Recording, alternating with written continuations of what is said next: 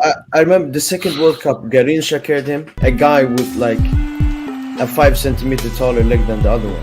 Like handicap. That they go to work in the morning as electricians. They play football. Nah, Man, it's a layup. See, man, it's a layup. It's a layup for the midfielders. Laporte right now don't know if he's French or Spanish. Yes, you're coming to yes, yes. Are you there, bro? Oh man. You guys, what up? It's the kid. We're still here, trying to live, trying to exist, trying to stay alive, trying to be the best that we can freaking be, man. Guys, we've got a intense show here for you on this beautiful Saturday Hangout. So, we're going to talk City against Arsenal. Very good game, quality game. We're going to break it down. We're going to talk about VAR. And we're going to talk about referees and why English referees are such bricks and why they're such scholars and why they're so Siberian. Shout out to my Siberian brothers out there. What is about Saka? I want us to have a conversation about Saka because I want to know, with regards to the panel and the content crack addicts, where does Saka rank? Where does your boy Saka rank? Then we're going to go over to this whole Afcon situation because new stuff has come to light. Because I mean, the reason why I was a bit late was I've been getting a bit more information with regards to the whole Emmanuel Dennis thing because it's not really as simple as people make it out to seem. So we just want to talk about Afcon, players being released for Afcon, and that whole rigmarole happening with Watford. And that was lead us nicely into the Lukaku situation. Apparently, oh boy, it's gonna be with the whole interview. And then that will then be a perfect cap off for us to have a preview and our thoughts of Chelsea against Liverpool, which I think is going to be an explosive Sunday. So again, have your meal, have your drink. I have my drink in here. Malta gonna cut the freaking check. Relax, chill. We're gonna have some laughs. We're gonna have some humor. Again, don't be racist or abusive in the chats, but also keep it fun, keep it light, keep it fun, keep it interesting, keep it sexy, keep it sassy. Remember, if there's anything that you want to send in, apart from if your name is English Talents FC or Daddy Oos or my baby mama or my twin or my child, anyone else apart from those, feel free to send in a dub or a super chat, and I will get those super chats as soon as possible to answer your beautiful, amazing questions, man. So, ladies and gents, man, how's everyone doing, man? Good. Doing great, man. Good, man. Everyone's doing great. Everyone's doing great. How are you doing? Wait, Zima, what's that? Every time you say something, you always giggle afterwards. Like you can never say I sentences was that yawning. laughing afterwards. Like I can was you just say something? Because you say, yeah, I'm doing great. No, I'm yawning. What are you talking about, man? You're what? You're yawning. Yeah. Wait, what time is it in California Oh, or it's San like Diego? no, this 3 o'clock in the afternoon, man. I'm more of a night 3:30, person. Okay. So you're yawning at 3 p.m. in the afternoon and you take you seriously. That's Yeah, man. You know how early the Arsenal game was? Is at 4:30 a.m., man. Bro, relax. Bro, I actually know what I can't teach you because I actually had a nice nap after the thingy game, man. So I can't teach you. So guys, let's get there, guys. Let's talk, man. Let's talk, man. So first on the agenda, man. City against now. Before we actually get into this in detail, can I just say this? This isn't the most disrespectful celebration I've ever seen. Because the most disrespectful celebration was actually against the same fans as well. Adebayo. Yeah. Go onto YouTube and type in Man City versus Arsenal Adebayo celebration. That is the most disrespectful celebration of all time. This dude, after he was being abused by Arsenal fans, when he scored, do you know what it means? To sprint, not to walk, not run, sprint with your head up to the opposite end of the stadium to do a knee slide, to do a Thierry Henry knee slide in front of Arsenal fans. Bro, it was wild. But what I'll say though is, whoa, guys, is there somebody developing a nuke in there, guys? If you're making a nuke, can you mute your mic, man? If you're making a nuke, please mute your mic. Thank you. So, shout out to your boy Rodri because even when he did it, I was like, bro, you're literally because bro, like the City fans were actually, it was intentional. Because remember, they scored at the end because I know where the away fans are at the Emirates. So he scored at the end where literally, if he just turned left, those are the City fans. So he intentionally ran to the Arsenal fans, took off his shirt, and actually celebrated in front of them. So this was premeditated, and as I say, it's wild one. But look, we're going to get into the details with regards to the with regards to the VAR and the ref. But overall, I want to just get an overall picture. Overall, did City deserve to win this game? I want to come to our resident City correspondent here, who isn't paid, by the way, but it is what it is. To our Man City correspondent here, Patrick. So, Pat, objectively speaking, my brother, bro, did your boys deserve to win this? Hey, we didn't deserve anything out of that game. We deserved nothing. We deserved nothing out of that game. These guys came with a vendetta. We have beaten them 10 times now without them responding. So it was 9 times without response. So I think they came in with a vendetta, even though they rested for 7 days and we rested for 2 days. But that's not an excuse. But they were playing very well. Look, they played us off the park. We didn't deserve anything. And if I'm being honest, we deserve to lose that game. But guess what? At the end of the day, if you miss your chances against City, Chelsea, Liverpool, all these big boys, you will get slapped. And at the end of the day, Man City players saw that, oh my God, these kids are playing us off the park. Do you know what they started doing? You start shithousing the situation. You start poking at these youngsters. You start making them pissed off. You start fouling them. You start getting in their heads. And guess what happened? These youngsters lost their temper. Xhaka, as always. Thank you very much, Xhaka. Gamesmanship. Yeah. And by the way, Xhaka just received his money for the 3rd time this time. If you look back at those 10 wins, Xhaka has given us the game against Arsenal 3 times now. The first one, a handball. Second one, another red card when he went hard on one of our players. Now he gave us a pen. So Xhaka has been receiving payment. But the best part of all this, and I'm pretty sure every guy here on this panel is going to appreciate, Rodri in Arsenal's backyard removed his shirt, went straight to the Arsenal fans, and the only thing Arsenal fans could throw at him was tissue, toilet paper. That's what they could throw at him, toilet paper. So that's what I wanted to say, HH. We didn't deserve this, but we robbed it. And thank you for the ref, man of the match. So no. We'll get to the referees' situations and so forth and everything. But look, man, Hassan, man, there are title rivals and so forth. So, like Arsenal, I knew Arsenal were not. There's no rivals. It's one of them. Let me just look. I'm just doing it just. For second.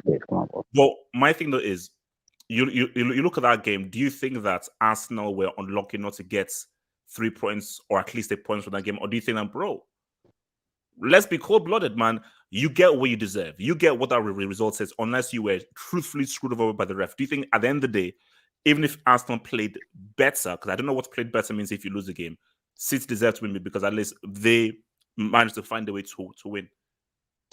Listen, man, Arsenal, they played well. But the reason they played well is because City just had a bad game. They had an off game. It wasn't because Arsenal are amazing. It's because City had an off game, and Arsenal, they lost themselves the game. City didn't win the game because they deserved it. Arsenal threw away the games themselves. They did what Arsenal always do. First of all, we'll talk about the VAR decisions later on.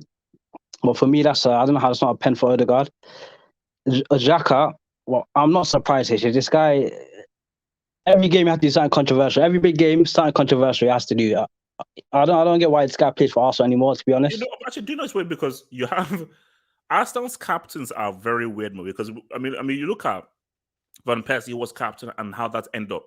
You look at Gallas as captain, what he did against Leicester City. You look at Aubameyang now. Bro, Xhaka has been like... And Koscielny, remember Koscielny? Remember he took off the shirt when he went to the new club? When he took off the Arsenal shirt, when he went to Lorient, and he threw it off. Listen, I saw the list, man. It's not looking good for Arsenal, looking good. But listen, it's good, innit? Good, get it done. City got it done. That celebration by Rodri, bro. If that, listen, how's Arsenal? I would have jumped out of the crowd, bro. Like, that's disrespectful. You can't do that, bro. You can't do that. But HH, what big team beats up another big team like this? It's, the Premier League is really looking a bit dodgy, to be honest. I mean, No, wait, no, 10 no, look, see, that's why for me, bro, this is almost the perfect example of, because look at how well Arsenal played. Look at how well they played. They had almost the game of their lives. But what does the score say? The score Yeah. still says 2-1 to Man City. Like City, because at the end of the day, you can see this, but City still managed to find a way of winning this game. And if Chelsea and Liverpool cancel each other out, it's going to be even a further and a larger gap for Man City. Because who knows, Chelsea, Liverpool, it could be a draw. It could be a draw, which would be perfect for Man City. So if it's a draw, bro, for me it's already over. If it's a draw, bro, they're gonna celebrate the title next time at Etihad. Next game, they're gonna lift the trophy. But listen, Arsenal, they did all right in the first half. They look good. Saka looked good. I think he's a good player. I don't see him being world class, but he's a good player. I don't know why Smith Rowe didn't start. You know, the Croydon De Bruyne. I don't know why he didn't start. Odegaard is useless. Odegaard. I don't know what this guy's good at. I don't know what this guy is. People saw in this guy. He's not that good. Partey finally he came good. He came good in one game, a big game. Partey. That was a big game from him. And Aubameyang, listen, R.I.P. Aubameyang, R.I.P. PM. For me, like, I don't know how he gets back in this team. He's been linked to Newcastle.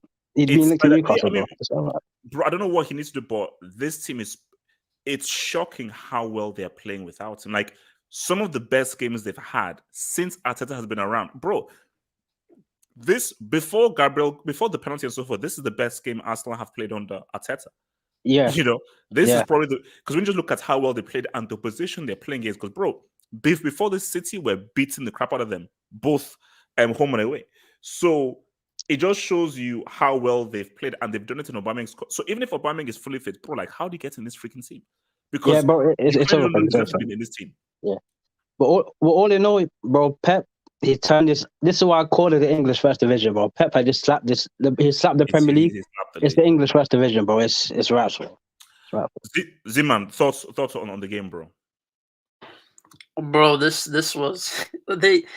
But how do you stop Man City, man? They don't need to play well in order to get the points. And let's be honest, bro. Arsenal have lost 10 straight games in a row against Man City, so this is not really that much of a shocker. They played well, but they didn't create that much big chances. And then you also look at the fact that they had 0 shots on target. Their forwards should have done better. It's like these guys were just, they weren't clinical, and they got punished for that.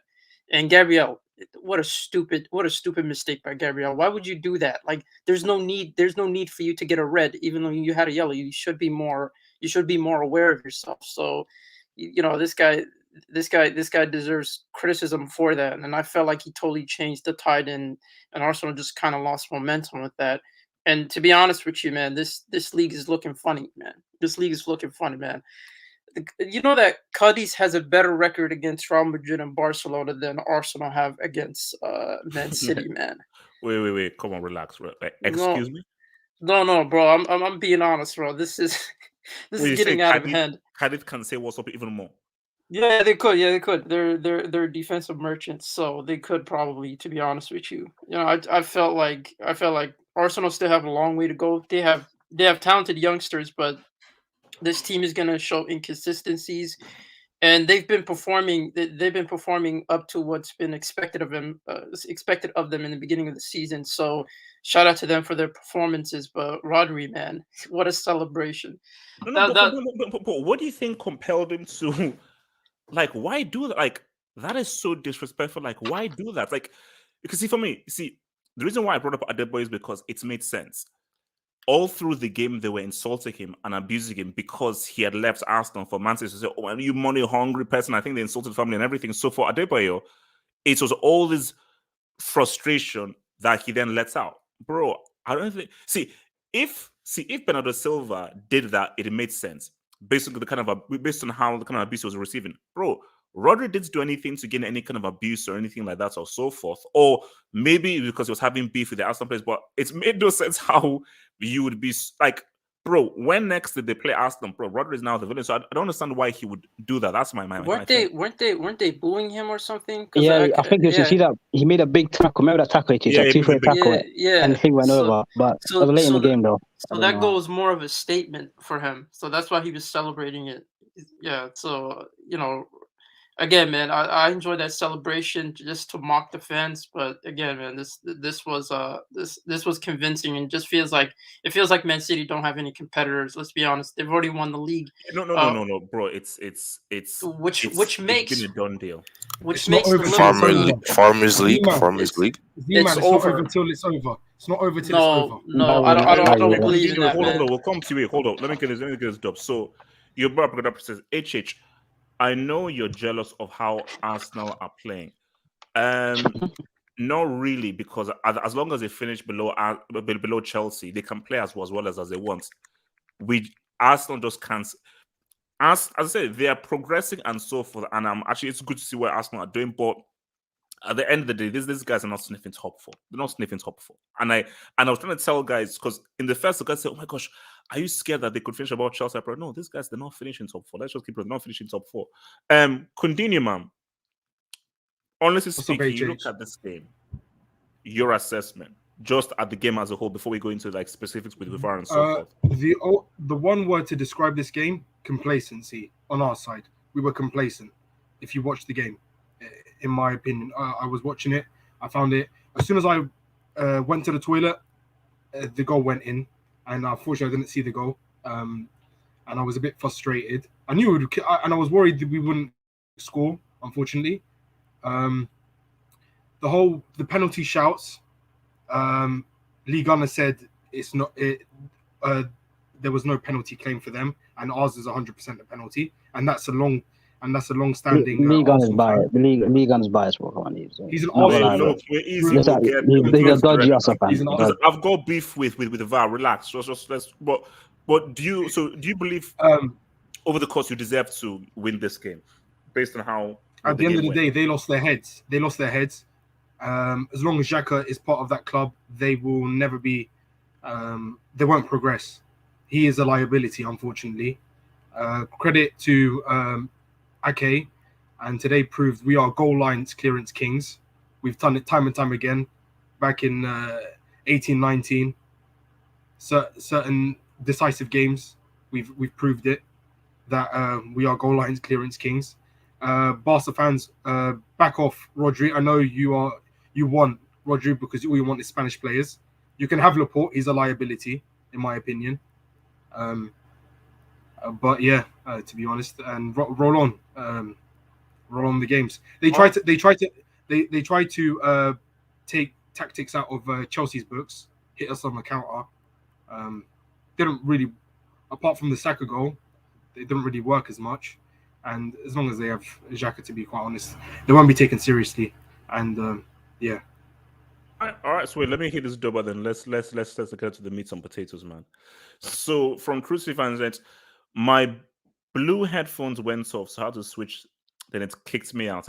Oh, don't worry, I'll try and get you back in, bro. Relax. I'll try and get you back in. I'm trying to get you back in, man. Wait. Now let's try and get to the meat and potatoes of this, man. Where are we? I can't see shit. All right, so let me just present this to you guys. Look, here's the thing here. VAR is not the issue. It's the people who use it. The technology itself is cool. Just the issue is just the people that use this freaking thing. Referees have to come out with a report. You see, now, I didn't see the Odegaard thing because I was away. But then, shout to boy Yas's side, he sends me a link showing the Odegaard thing. No, it was Joe. It was Dr. Joe who sends me something on Twitter. And if you look at it, there's a freeze frame, and Odegaard actually stamps on Edison. That was a freeze frame that I saw. Facts. Now, when I look at the whole Silva thing, here's my thing. I need to know why the referee changed his mind. So, did the referee change his mind because he went to VAR and he saw something he didn't see? Or did he change his mind because he still saw the same thing, but he saw it in slow motion? That's what I need to know. Because the key thing for VAR is that, bro, I didn't see that angle, bro. Oh, yeah. Because from where I was standing, I didn't see that thing from that angle. So yeah, this is all new. But if it's a case of where, oh no, I saw that. But damn, when I look at it in slow motion, it looks a lot worse. Everything looks worse in slow motion.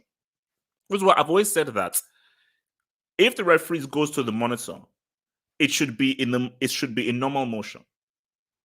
Because the way you view something in slow motion is different from something in normal motion. And when you're refereeing, you don't referee in slow motion, you referee in normal motion.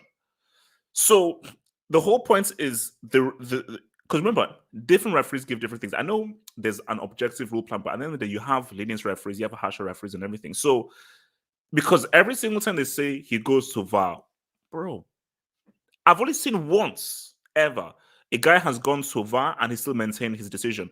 9 times out of 10, when they go to VAR, they change their decision. Because like when you look at it in slow motion, it's like, bro, so that's because my thinking is like the referees, they have to be consistent here. And we have to have clarity as to what's really popping off, man. So let me come to so Vilton, did you see this game? Yeah, I saw it. I saw the entire game. So Vilton, both penalties, were they both penalties, not penalties and everything? Talk to me, bro. Talk to me. See, the first one, I think it's 50-50. If it's like for me, right? When I watch it live, I thought it was a penalty. But the issue with the referee decision is just the monitor that he has on the sideline. It only gonna show him one angle. That one angle he showed him, it shows that it's a clear penalty. But when you watch it from VAR perspective, they have multiple angles. When you watch it in a different angle, it looks like Odegaard steps on Ederson's ankle. And it also looks like Ederson got the ball first. So it's 50-50. So I think that's why the referee didn't even bother going there, because I'm like, He nearly broke Edison's ankle. If you saw it at the other angle. Yeah, that's what I'm saying. That's why I say, that's why I think it was a 50-50 decision. I can understand why Arsenal fans say it's a penalty, and I can understand. You can see the way his body went. He went over him, and for me, he dived. That might be biased, but in my opinion, he dived. With all due respect, but it's just he dived and nearly broke a guy's ankle. Like, I wasn't really surprised that the ref. I wasn't surprised I didn't call it as a penalty, because when I saw on the other angle, and I even went on Twitter too when the incident happened, they even zoom in. It looks like Odegaard touched Ederson ankle, so it's 50-50. So you could say Manchester City got lucky right there, because it's a 50-50 call. Because if the referee goes to the monitor, they're not going to show him the other angle, which is they only show him one angle. So I can understand why it's not a penalty. Like, for me, I don't think it's a penalty. You could say Odegaard kind of dive a little bit, but I could also see it from the Arsenal perspective why it's a penalty. But the only reason why I changed my mind, because I saw the other angles. This is the issue with VAR, because the monitor on the pitch, the referee doesn't they don't show him the other angle. They only show him one angle. So I think that's why they told him not to go there, because the referee upstairs, he has to make two decisions, because he's looking at two angles. One of them, it looks like a penalty, and the other one doesn't look like a penalty. So it was 50-50. So they were like, since we don't know, we don't give the penalty. No, but my thing that I'm saying though is, why did the referee change his decision? We don't know why he changed his decision. Did he change his decision because, I saw that exact same thing, the pole and the leg out, but when I see it in slow motion, it looks different? Or was it a case of like, this is a whole new angle? That's the issue, because as the game was going on, they show you the natural angle. Yeah. But when they went to the VAR, they show you the other angle where Ederson got the ball first. So this is the issue. You don't know which angle to believe in, because in real life, and when you watch the game live, I thought it was a penalty, because I thought Ederson was clumsy right there. But when you watch it from another angle, it's like those decisions, man. Like, you don't know who to believe. But see, Vilton was like, because they were interviewing Ramsdale after the game, they said that because that is so contentious, shouldn't you tell the referee to go to the VAR? So why do you go for the VAR for the Silva thing, but you don't go for the VAR for the Odegaard thing? Yeah, that's the inconsistency that comes with it. It's the same way in the game where I remember Saka was way offside. Like, even me, I was like, come on, bro, raise the flag up.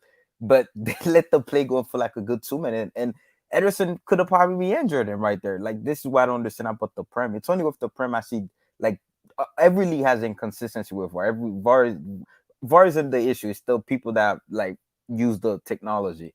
But if for some reason in the Prem, I don't know why the referee, they don't like putting the offside flag up. Like, because Saka was offside by like 2 meters, bro. I don't Yeah, understand no, that. that was wild, but it's like, guys, come on. It's Like, just raise guys, the come flag on, up. come on. And as for the Bernard, that for me, that's a penalty all day. You see, this is the issue, right? In the modern football age, it's a penalty.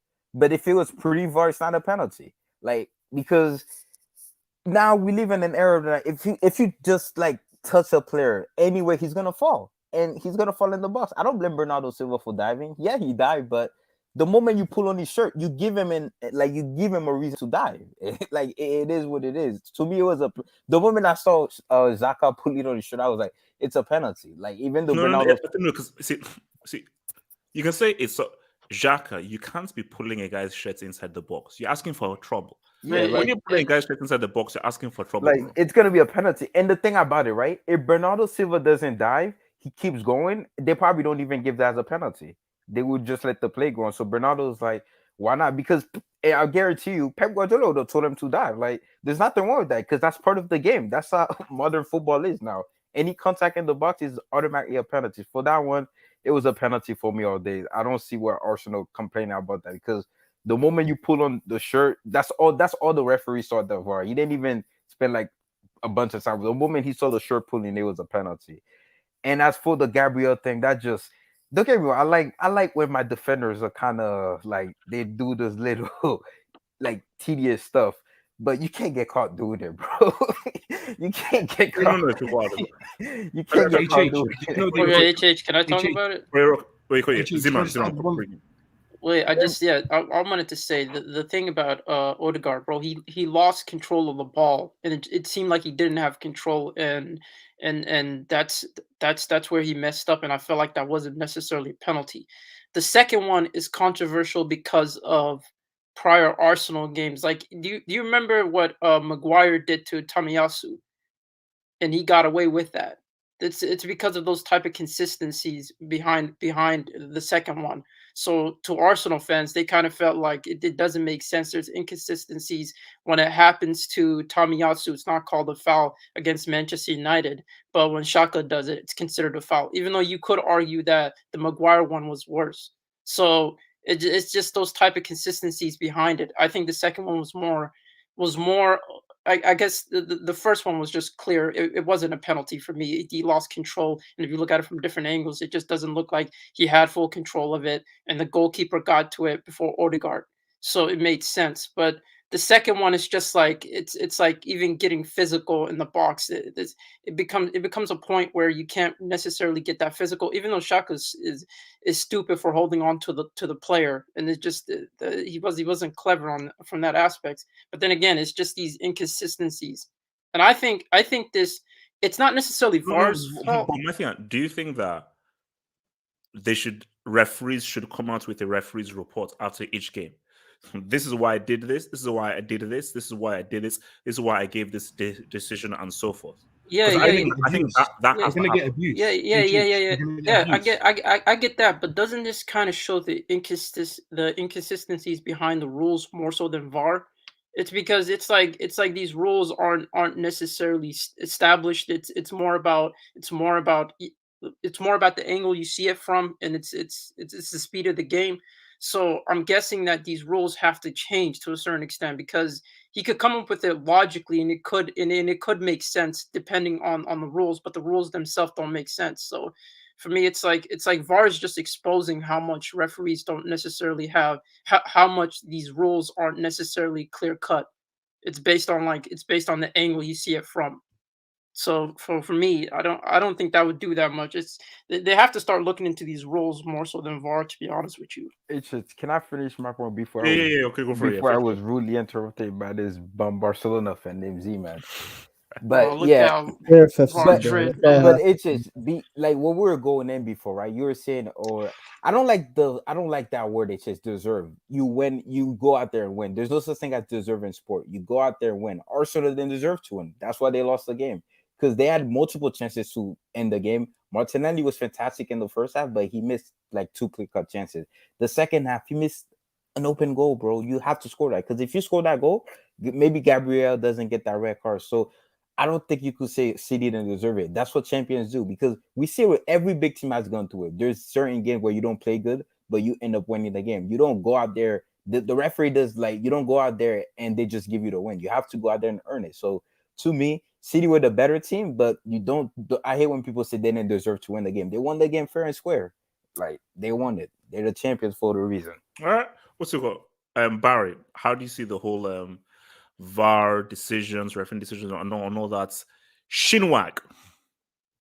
Yeah, I haven't analyzed as much the two sequences I should have done, so I'm gonna pass on that one. All right, what's it called? So Puya, did you see both of the incidents that the VAR thing is? Yeah, I did.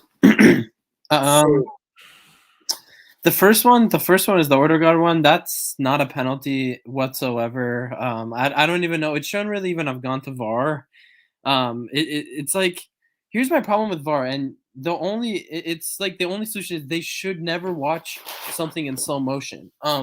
Anything, and you could pull any tackle up in football in a football match, and in slow motion it'll look worse. So when refs look at these things in slow motion, it could be really deceiving, because that ref, what if it was a brick ref and you saw Odegaard stamps on Ederson's leg and he goes, "Oh, that's dangerous play. Let's give him a red card."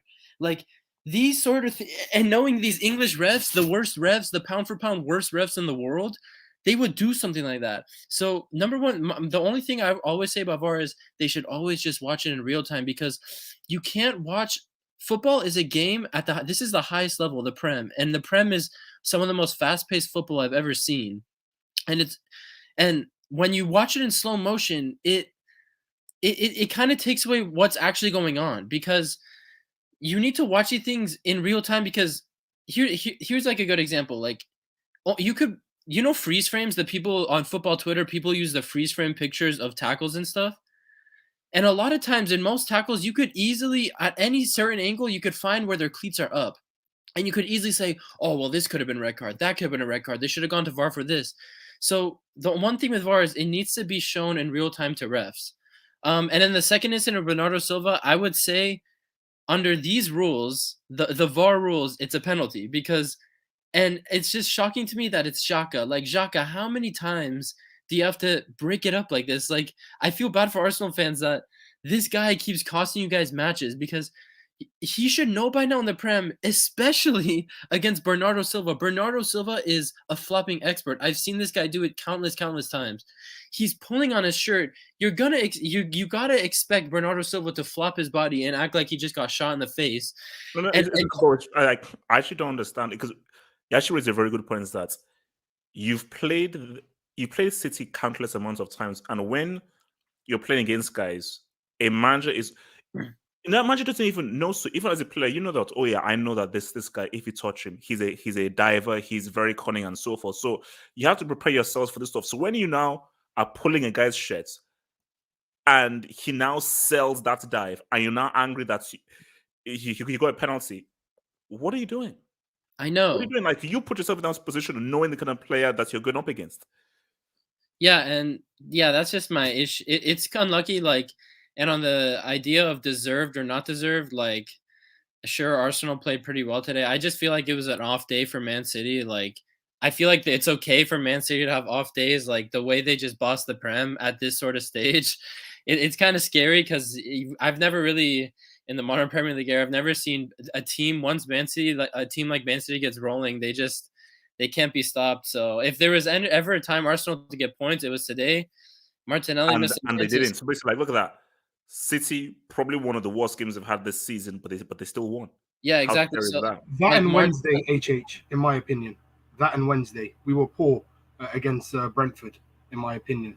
Yeah, which is fine, because like the English schedule for English teams is pretty ridiculous. Yeah.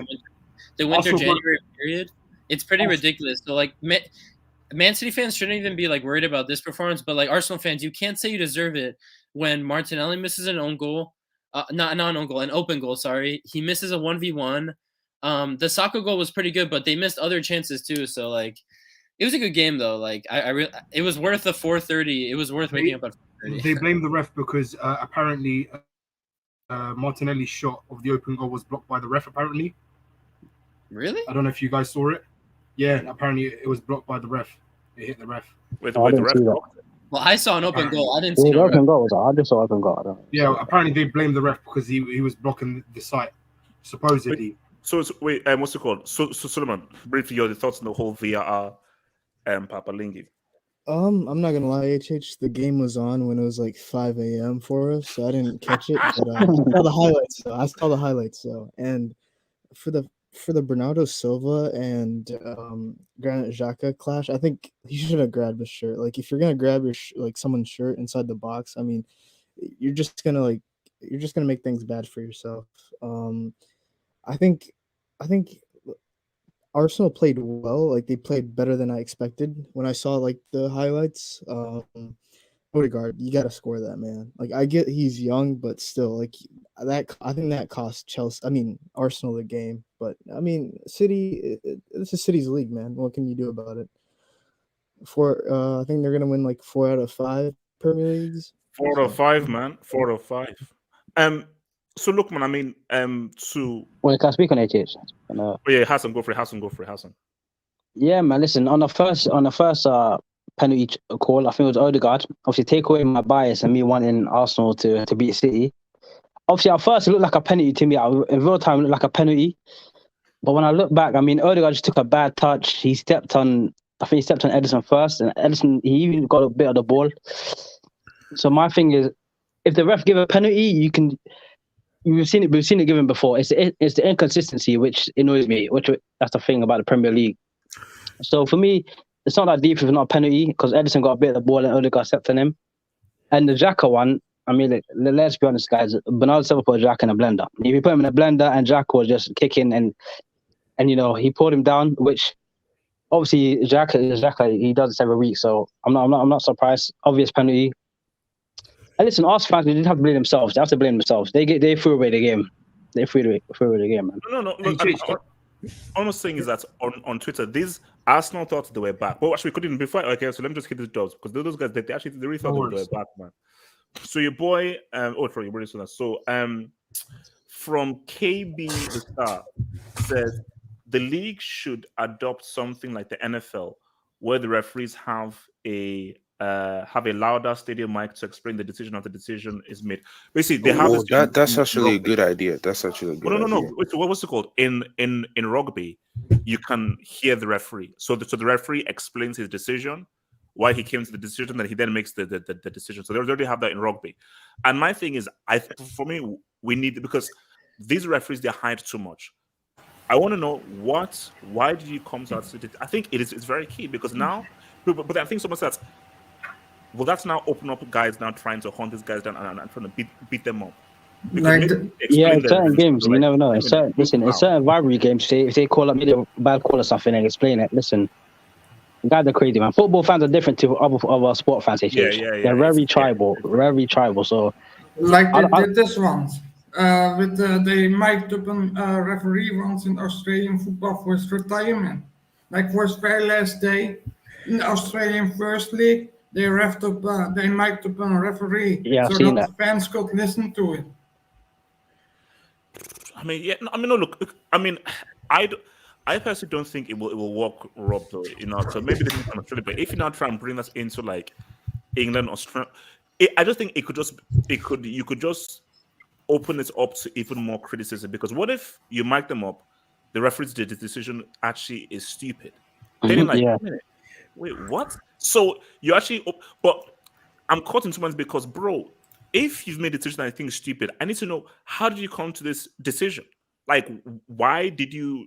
Because that's Joe Bitty. What if we learned that the Bernardo Silva thing, he looked at VAR and it was the exact same thing that he saw, but because it was in slow motion, he then changed his mind. What if he saw the exact same thing? Yeah, I did see the pull, I saw the leg and I didn't give it. Because I didn't think it was a penalty.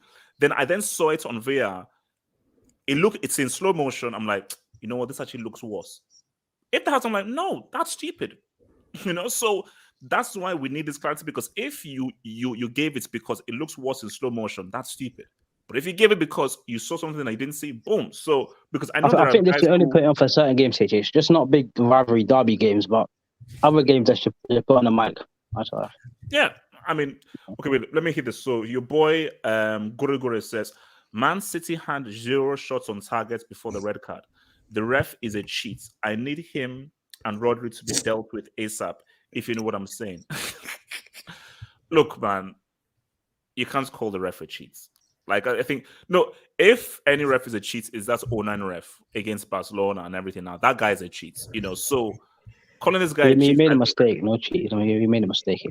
No. He wasn't. HH, can I say something to the Arsenal fans? Yeah. I don't remember the other incident, but there's been 2 incidents this season. I only remember one. Do you remember Watford versus Arsenal? Yeah. Yeah. Do you remember what happened with the player who was on the floor and you guys, Arsenal, continued playing and went to score instead of having like a sportsmanship or the ref blowing after that foul? They went to score and the goal stood. Arsenal fans were saying, "Who cares? Winning is winning." There was another situation also where another coach came out and said, "These guys don't have sportsmanship." Ranieri was pissed off. Did Arsenal fans care then? They didn't. What I'm trying to say is people only cry. All of us are fans, we cry when things are against us. Yeah, every fan is inconsistent, bro. That is the standard thing. Nobody keeps that same energy. Like if let's say it was flipped and like what's it called? Laporte pulled on Martinelli and Martinelli did the dive that Silva did, Arsenal fans won't be saying, "Oh, look, bro, it's all part of the game." Fans are like that, man. And Half Hope Son says, "Dad, you're a brick. You gave me Manscaped for New Year." Okay, look, you're not my child, man. Could continue? You wanted to say something? Can you just admit that it's over, bro? It's over, bro. It's not over. HH, I know what you're doing. Wait, continue. Like, it's over. Bro. It's over if it's a draw on the weekend. In my opinion, if it's a draw, it is over. In my opinion, if it's a draw on the weekend, Chelsea will be us, not a draw. Chelsea will be us. Okay, hold up. If Chelsea win, knowing the issues that Chelsea have, the injuries they have, if Chelsea win, you still believe that Chelsea can catch you? No chance. You lack in consistency, and you're. Hold up. So, if Chelsea win, do you still think that it's over? Or because you said it's only over if it's a draw. But if Chelsea win, and now Liverpool are now even further behind than you, than if it's a draw, do you still think that Chelsea have a chance? I don't think Chelsea have a chance. I think Liverpool have a chance. I don't think you have. Okay, so basically what you're saying is that it's not over if Liverpool win. It's only over if it's a draw or Chelsea win. Yeah. All right. Yeah. So first of all, congratulations Arsenal on achieving 100 red cards in Premier League history. First club to do it. Wow. Second of all, Rodri, back off Barca fans, you're not getting him. 100 million at the bare minimum. Second of all, if people want consistency with the refs, then you're going to have to be backing your rivals as well, because you can't just pick and choose when you want decisions to go your way. If you want consistency, it has to be consistency for all clubs. Is that fair enough? If you want consistency, you can't just pick and choose. It's not going to happen either way, to be honest. That's never happening. You're talking about football. So then we're going to have to deal with this inconsistency. And I loved it how shithouse Rodri was. Second of all, there was a bust up in the full-time dugout where they mentioned to Cancelo about the assault, just the rattle. Wait, so Arsenal players mentioned thingy to Cancelo? Yeah, after the game, they try so just to rob because they were so salty and such crybabies. They mentioned the whole assault and robbery on Cancelo and his family, and I saw on streams where Arsenal fans were wishing injury on our players. But that doesn't get me. See, I understand that as a professional, you want to win every single game, and I'm sure you are disappointed if you're Arsenal didn't want to win this game. But my thing at Arsenal, even if you won this game, now what? You're not getting top 4. You're not winning the league. Yeah, So definitely not catching Chelsea. It's almost like just makes it's like a moral victory. You're not top 4 is not on the tables, because I was laughing. Doing when I was laughing, it just shows you how people called me reactionary. In that first half, go look at my tweets when Arsenal were 1-0 up. Oh my gosh, Arsenal looking good, man. Oh my God, Arsenal actually looking really good, bro. Half of it, I used to get Arsenal couldn't be finished above Chelsea. I was like, no, they're not finishing above Chelsea. They're not going in top 4. This is going to last, and City are still going to win. So it doesn't matter how well Arsenal play. There's just a thing when you have a winning gene and winning experience. Like if Arsenal end up winning the game, I'd have been shocked. Now I thought that they could hold for a draw, but the fact that they ended up Xhaka's a losing and liability. couldn't hold the draw, bro, it's different levels, man. It's different levels. HH, in the post-match video you did, the clip you did, you talked about how it's just, listen, the better team won. You can't complain about referees, and I totally agree with you, man. Just like 09, you can't complain about Zeman, change your. No, it's because of you, bro. You keep mentioning it, bro. I'll mention it. W man. Oh, man. So Patrick, man, bro. Yeah, what's up? Patrick, it's over. It's over. Look. Let me be on. 4 out of 5. Well done. Congrats. It was a good run, man. It was a good run. I mean, we did our best, but Sky Sport Italia tapped and everything, but Okay, you know what? There's a voice at the back of my head that's saying, this is wrapped up. This is done. But something tells me that things are not as easy. By the way, Arsenal fans, if you're listening, I repeat this. You had 7 days to rest, and City had 2 days to rest, and Rodri just came off COVID, and he still managed to score against you. But anyway, what I'm trying to say is don't get too excited with today's performance. You were playing a team that was tired, and most of the players have come out and said, we were tired. They've admitted that we were tired. They're not machines, they're people. You could even see against Brentford. Patrick, don't forget, Carl Walker's just recently lost his close friend. Yeah. So you know what? This man, I was surprised because I was like, "Where's Rodri?" Apparently, he had COVID, so he just came back today and he was told to play. So this man, we're so hyped. They've rested for 7 days, but you still failed to beat us. As HH said, this was your best opportunity to beat us, but you failed. Look, HH, I think I don't know how many points are we in front. Is it 11 now? And 12 above Liverpool. 11 ahead of Chelsea and 12 ahead of us. Jesus Christ, that's peak. Can we lose all those games? Let me not jinx it. Well, we've got 2 games in hand, I think. Okay, look. If Liverpool, the only one I'm worried about is Liverpool. Sorry for Chelsea fans. I'm worried about Liverpool because they can also go on a run. But if Liverpool, we're not doing nothing, bro. Listen. If you guys just drop points, this is what I'm saying. If you just drop points against Chelsea, I think that's when I'm going to have a stream and say, yes, we have it. It's all about Liverpool. That's what who I'm scared of. Is Mane and Salah playing against Chelsea? Yeah, they should be. Yeah, Mane won't be nothing. You mean Salah? Salah's playing there. But no Alisson. Wait, hold on. So Rob, City is it over, man? I mean, when you look at this picture here, should we just call this a wrap? It's over. Rob. Yes. Well, it looks like it's over because they have an 11-point lead. But I think, it also depends on what Liverpool do in their 2 remaining games. So if it's a draw between Chelsea and Liverpool, would you say it's over? Most likely, yes. Because it will then be like an 11-point lead for Man City. Farmers League. Gosh, guys, it's not looking great for this so-called elite. Ironic, Puya. I'm just kidding, bro. I'm kidding. But that makes Serie A the greatest league. And I'm just rolling with the punches. I'm chilling. Hey, wait, hold on. Let me keep some of these doors. So from your boy Fly Gulag says Martinelli very unlucky. Ref blocked his view. Oh yeah, I think that's what in reference to what homeboy was saying, man. Shout out to your boy Casey says VVD is going to lubricate Tim's. Afraid for him. Casey, he might not even start. Can you leave Lukaku on? The guy is going to he might not even start. So you could be wrong. That's a bunch of Chelsea. From Beastlicker says, who scores higher on the eye test, CR7 or Lukaku? Lukaku. Currently. Both NA. JJ Bridge. Thank you for the dub. HH, I heard that Chelsea rough top teams. What? I heard that Chelsea rough top teams today. Now the word is they're going to say he tested positive again tomorrow morning to cover the seat. What the hell? Wait, what? Wait, you're saying he got beaten up? Yeah. No, that's just fake. They're saying that they might drop him as punishment and fine him. Oh yeah, no, bro. I thought that's why. Was this like a mob beating or something like? No. Oh no, look, no. We're gonna get that and talk about that because like, bro, like that whole thing is a mess, man. Everything is a mess. So before we even get there, man, let me bring in this whole thing, man. So just very briefly, man. Your boy Saka. Now, I get it. He's no longer a teenager. Like, okay, I got it's all mixed up. I thought the guy was still like in his teens, man.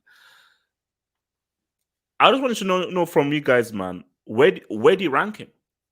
Because for me, I believe that in terms of young talents out there, it's just unfortunate that he's under the tutelage of Southgate. But when you look at the young talents out there, he's going to be amongst the very best in terms of. Because my thing is, it's just a shame that João Felix is being used by that moron Simeone. Pedri, okay, I get it here. That Musiala, he doesn't really play so many games. Ansu Fati, again, he's injured. So you look at a lot of young. Are you talking about currently or talent? Are you talking about currently or talent? Oh no, I'm talking currently. You see, talent, João Felix is way ahead. In terms of what you're doing, a lot of this because a lot of these other young guys. Go to the kitchen. I dropped the honey. I'm gonna have to clean it. Okay, wait. Patrick, got me your mic. Patrick, can you mute your mic? Oh, I think I was going to say, why is he talking about honey as well? My bad. My bad. I got too comfortable. You're about to go to Patrick. Wait, he dropped. Who dropped honey? He's celebrating already. Well done, Patrick. Yeah. Wait, Wilson. So wait, where do you rank Saka, man, amongst young players out there? Amongst youngster player out there, I rank him top 10 in the world based on among youngsters. I think he's top 10 as a youngster because I do think there are 10 youngsters that are better than him in the world. But yeah, he's a good player. Wait. In terms of talent, not in terms of talent, in terms of what you're doing and how important and effective you are for your team every week. Oh, as of right now, as a youngster, yeah, you could have him in top 5. Let me see. Haaland, Vinny. Well, Pedri's not really doing much right now. Foden. Mbappe as well. But I don't count Mbappe as a Mbappe youngster is no 23. more. So I don't count him as a youngster no more. Sancho's not really having the impact I thought he was going to have. No, he's a prodigy. He's a prodigy World Cup winner. Jude Bellingham is pretty good for Dortmund too, but I guess you guys are going to say Bundesliga tax. But what about Hazard, Milton? What about Hazard? Then Fati is injured, so yeah, you could have him in the top 5 because the thing about him, right? He starts for Arsenal week in and week out, and he puts in consistent performance for them. Like he's literally probably one of their best player right now, like which is crazy because Aubameyang is trash. No, that's the point. He's arguably their best player.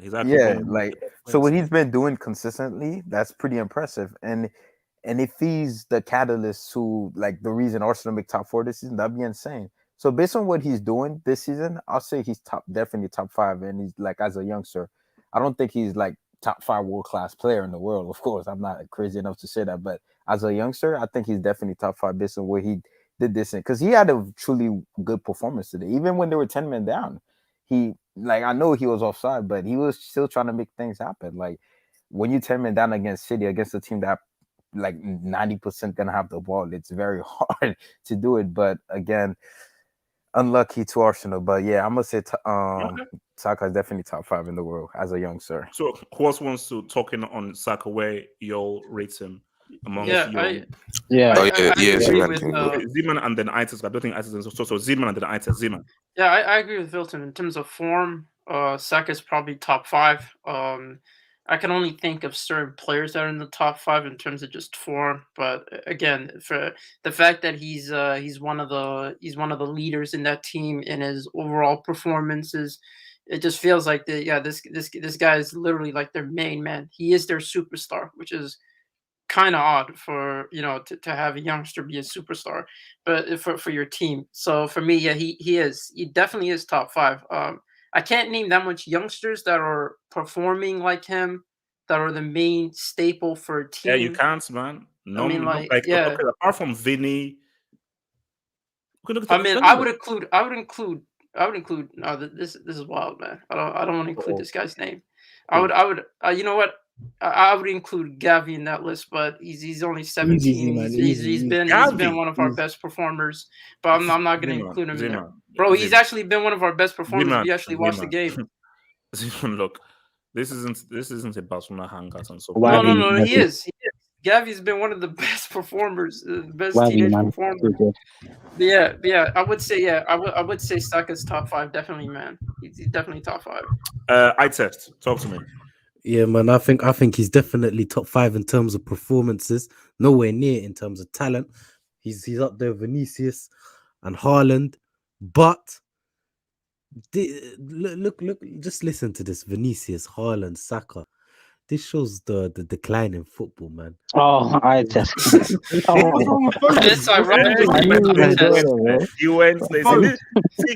No, this is the real ITES. See, this is what we've missed. This is the real ITES. ITES, talk about it. So Bro, basically, technique has fallen. I remember young Wayne Rooney, young R9, young Neymar Pele. at Santos, Young Pele. Neymar at Santos, young Michael Owen. We have Mbappe.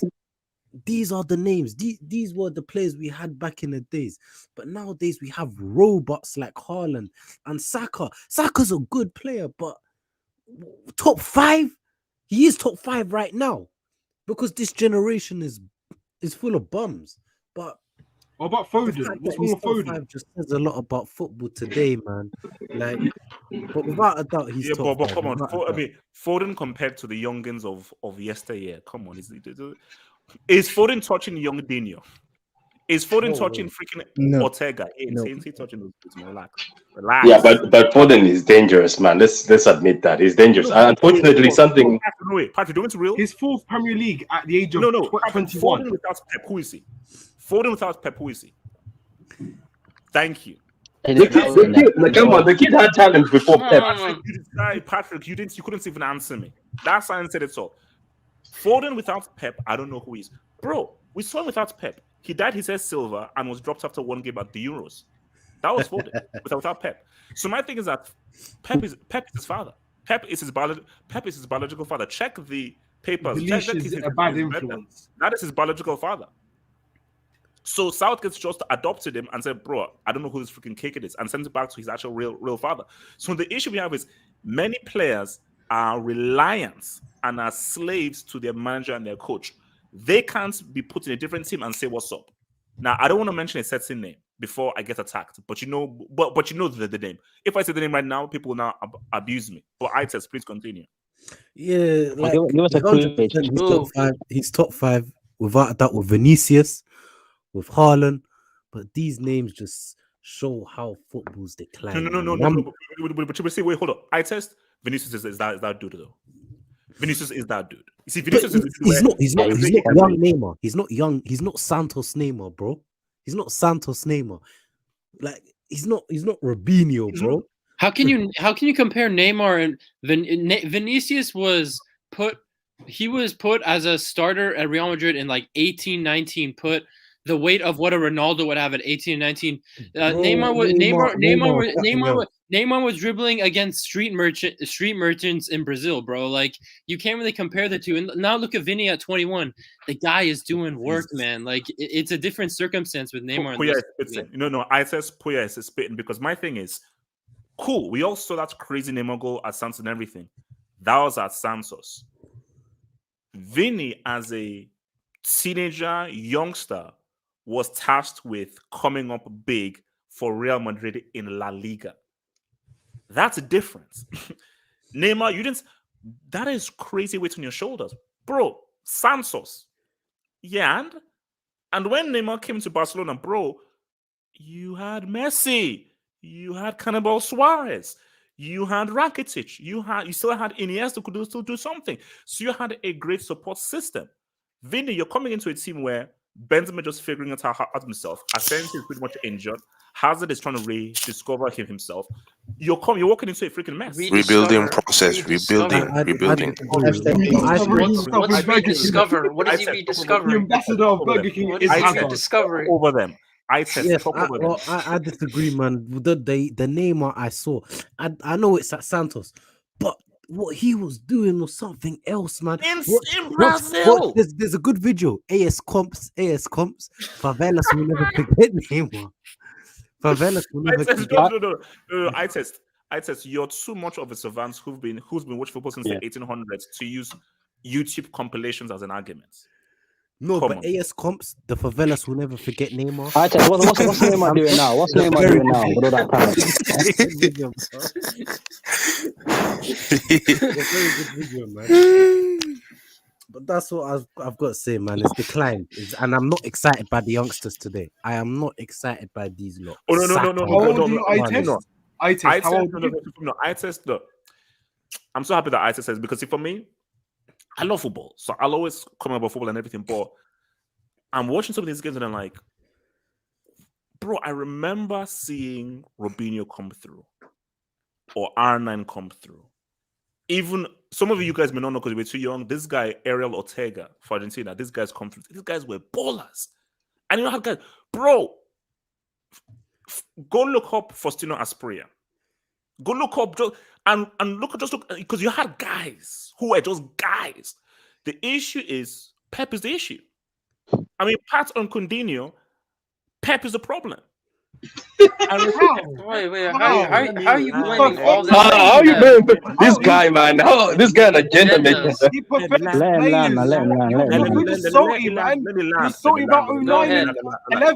Wait, let him talk. Let him talk.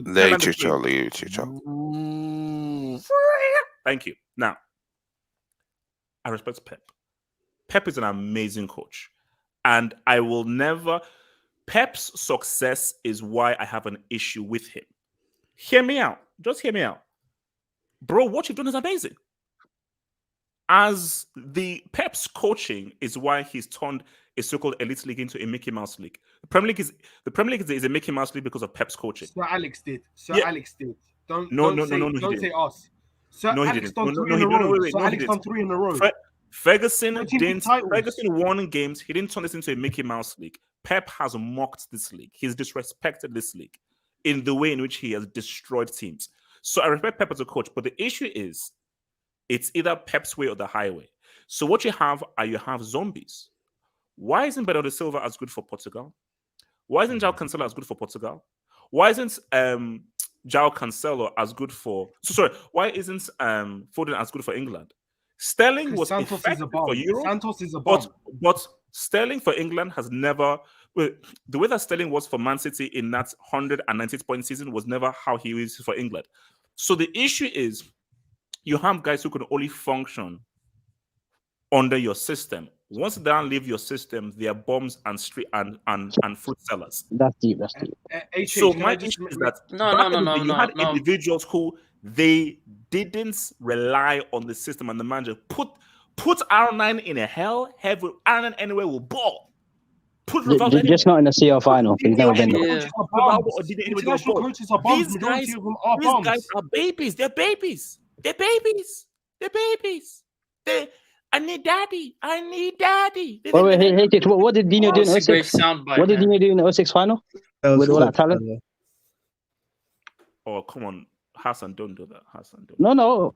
I thought he's that dude. He's my goal, but I thought he's that dude. Hassan, don't. Holiday tax. You see, my problem is you can't blame all this on Pep when you have someone like Klopp as well, who's system oriented. You have different managers. No, you have different managers that are system oriented. It's not only down to Pep. So for me, it's like if you're gonna talk about players being robots, it's not down to one player. We need the Pep standard, bro. No, it's down to multiple managers if you're gonna go with that route. But bro, do you think we kind of glorify the past players? Because it feels like if we had the internet and social media, bro, I kind of feel like they wouldn't be as hyped as Zeman. As they are. Zeman, I'm not an eye test. I don't bring up favela YouTube comments and so forth. I lived this. I lived through Dino. I lived through Annan. I lived it as well. I lived George Best. Wait, before you were talking, bro, did you see what Neymar did for Santos, bro? You do know before Neymar, Santos didn't win it. You do know before play, like they haven't won anything like since Pearly left them, right? You do know that, right? No, it's just you do know that, right? You do know that.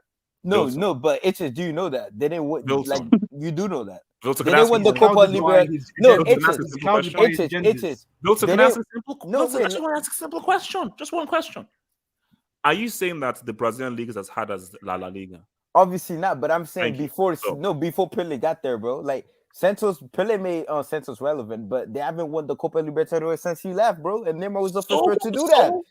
To this day, they haven't won it yet, bro. That was because of Neymar. So what are you talking about? Neymar wasn't doing anything, bro. That doesn't matter because what Vini was doing for Real Madrid is far more impressive than what Neymar was doing for Santos. That makes no sense. That makes no sense, bro. They were in a 70-year drought. Wait, Wilton. Did you do like 3 lines of coke or something? Bro, they were in a 70-year drought trophy run, and Neymar ended it. That's not impressive. In the Brazilian How is that not impressive? Wilton, have hope is a European merchant.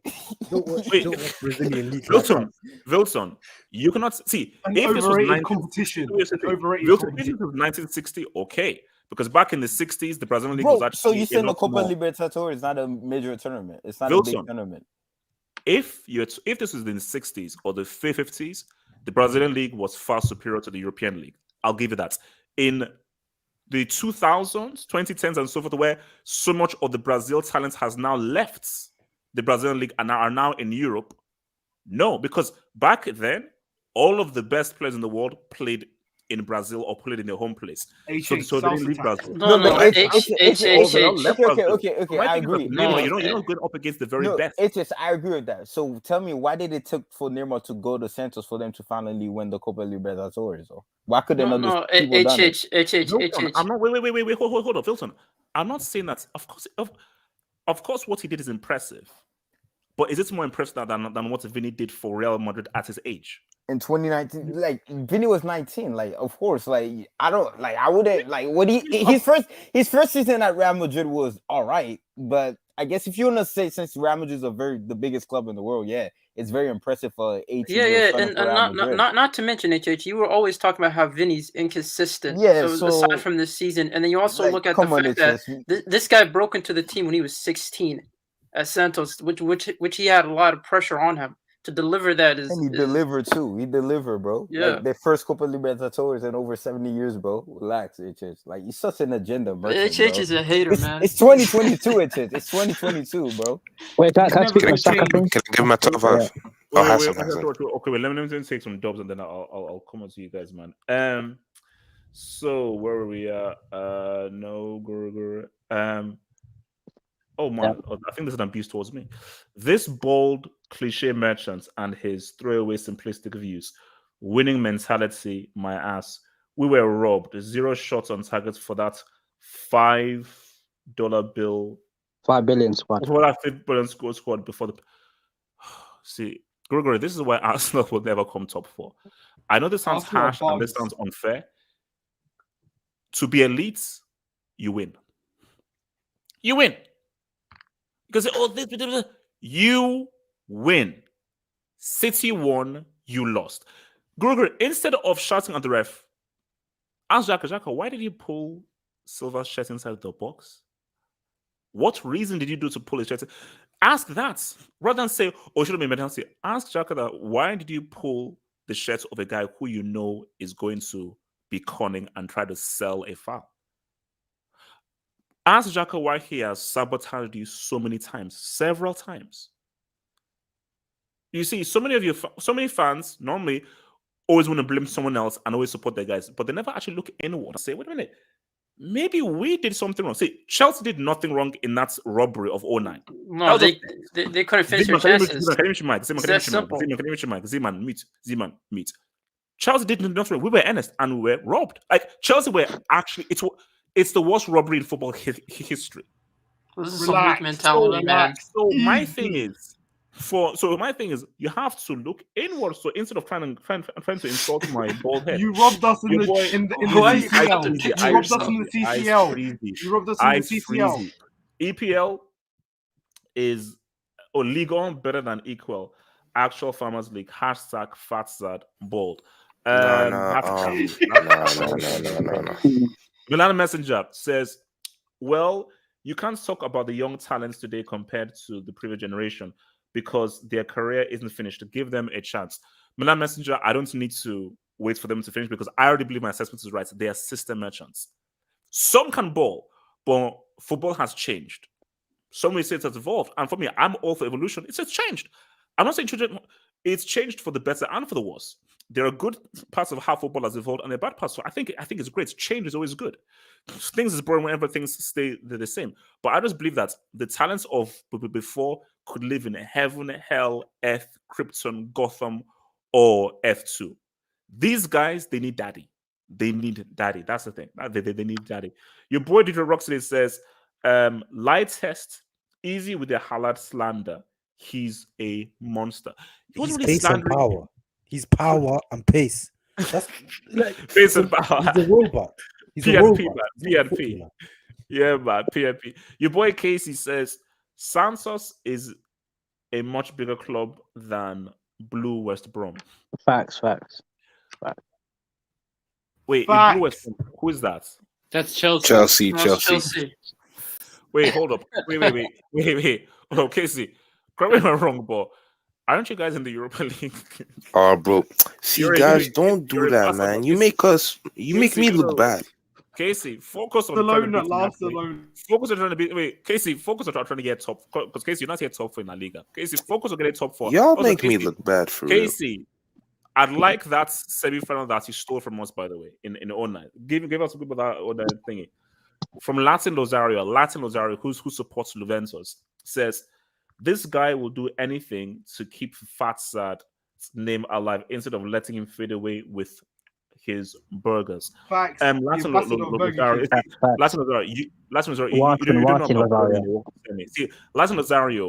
maybe you don't know what it means to ball in World Cup semi. So one of your go to ball in the World Cup semi, then get back to me. Hassan, Saka, talk to me. Hassan. Yeah, Saka, man. Listen, the thing about Saka, yeah, I remember when he came through Arsenal, he came through, he started playing a lot of different positions. And I thought this guy would just end up like the Black James Milner, just end up covering positions, utility player. Don't do that, come on. And to be honest, I still think he might end up like the Black James Milner, to be honest. Like I don't see nothing special in Saka. He's a good dribbler. He's got a bit of pace on him, but he's not as talented as like a Greenwood, a João Felix, or even a Bellingham or Sancho. But he's just a good player for me. I don't see nothing special in him. No, but my thing is that look, would you call Thomas Muller a supremely talented player? But he's super effective. No, but he's intelligent. And my thing is, why can't Saka be there? Because when you look at how Saka plays, he plays like a guy way above his years, and it just seems as if he knows more of what he's doing than freaking Aubameyang. That's what is great. It seems like if he's got a better football IQ and understanding that freaking Aubameyang, who blows something, he plays like if he doesn't possess a freaking brain because he's so one-dimensional. So, but I do agree with you. He isn't as talented as Greenwood, João Felix, or even Foden. I think those guys have more ability in them for sure. Yeah, for me, he's just good, but he's consistent. That's the difference. He's consistent. He's doing it for Arsenal. All these other guys are just talent, not consistency. So, listen, shout out to him, man. He's doing this. Like he's not touching Vinny ever. Like he's never touching Vinny. Oh yeah. No. Hopefully one day if he carries on, he could play for a big club. But Can I get my top 5? Okay, cool. Yeah, he's in my top 5. The progression is going in the right way. This season he has become a very big player for the club, like a very important player who can step up in big moments in the league matches. So, he's in my top 5 with Haaland, Vinny, Dusan Vlahovic. He has been balling, Foden, and him. That's my top 5 for now. And I'm about to transition from my laptop to my phone, so can you leave me a spot, please? I'm about to. I'll try. I can't promise, but I'll try. Can I say one more thing? Can I say one more thing, HH? Patrick, say anything you want. I'm very disappointed in you, HH. Very disappointed. I can't. To your own fellow African brother. How could I can't believe you've been popping names of kids who are balling, and you've missed Mason Mount. What about Mason Mount? Grandson, Queen Lizzie's Mount grandson. Kilimanjaro. He said best on form. Damn bloody fool.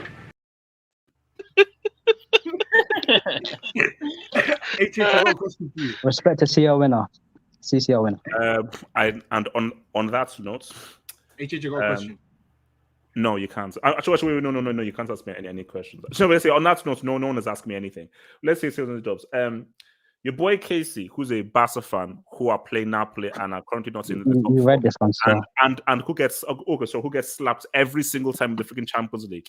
So Casey, who's a Barca fan, How much Champions League do you have? who stole Casey was a Barca fan who stole the 09 semi by paying the ref. Says Chelsea robbed us in the first leg. No, that's facts. That's actually facts. That's actually facts, man. You That's paid the actually referee. facts. Chelsea had three penalties that were not given in that game. 3 penalties, including one right after Iniesta scored. If you want to go deep on Crying, it, Eto'o was crying. offside. Henry was fouled. You don't. That Champions League doesn't count. And plus, Drogba fouled. Is it in your trophy cabinet? Is it in your trophy cabinet? HH, is it in your trophy cabinet? It's called theft.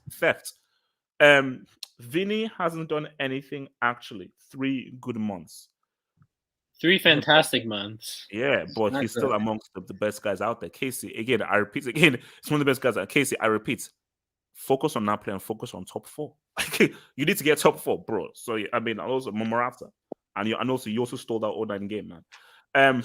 From Slicker says Hazard is so fast, even Yakubu can't miss him. No, he tried to spell fat and he didn't. So fast. Hazard is so fast, even Yakubu can't miss him. Oh, you're so hilarious, man. You're so freaking hilarious, man. You freaking clown. But all I'll say to you, Slickers, you bum ass clown is that Hazard balled in the World Cup semi, and I was holding to that. So guys, what did he win for that? Let's get get medal for that.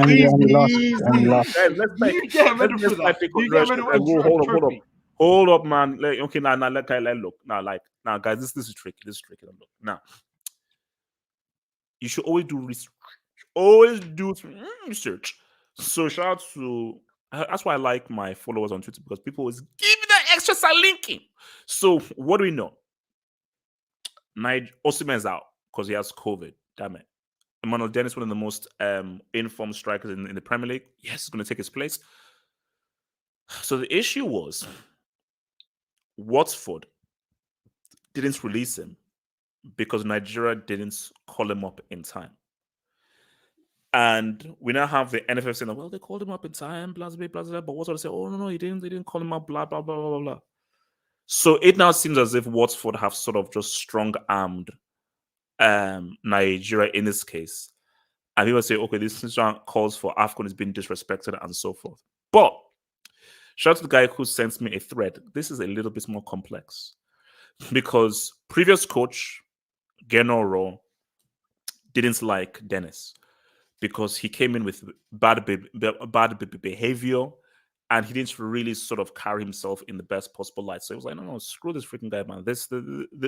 This guy is not really operating in the way that we really want a professional to really operate. So when Nigeria made their new list, it didn't include Dennis because Raw had taken him out. But because they changed the managers, there's a bit of discrepancy with regards to squads being released. But the key thing about this is, again, I don't know whether this is true. Some people are saying that the statement out by Dennis about him wanting to play for Nigeria is actually fugazi. He actually wants to stay with Watford because he feels that he can actually wants to keep his place at Watford rather than risk losing his place at Watford and going through. But I want this to be a larger discussion here, guys, because here's the thing. Let me bring you in. Here's the thing here, man.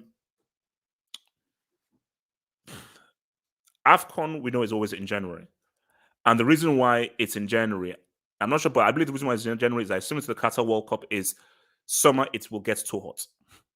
And the climate in Africa in the summer is just way too hot for guys to have to play in the summer, unlike Europe, North America, South America. So there's just, January is where the climates are sort of manageable to play football. So it's been in January for as long as I can remember, way back in the 90s. So you know that if you have African players in your team, you have to be aware of, okay, there's an AFCON coming up.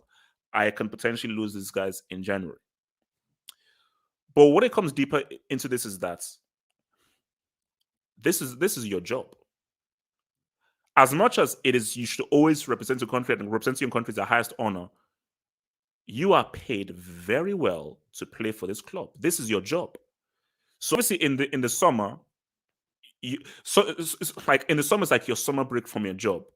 which could end up being like a World Cup, a Euros, or everything, you know. And what happens is that, you see, this is where you have to now bring in FIFA, because people know, even if it's your job, international break, here we go. Friendly thing, here we go. Boom, here you go. But the issue is that an international break, when that happens, it's also a break from your job and your clubs. But the issue with AFCON is happening when the season is still happening. So with everything else, whether it's like a Nations League, whether it's a friendly, whether it's the Euros, whether it's the Copa America, it happens when things are after break.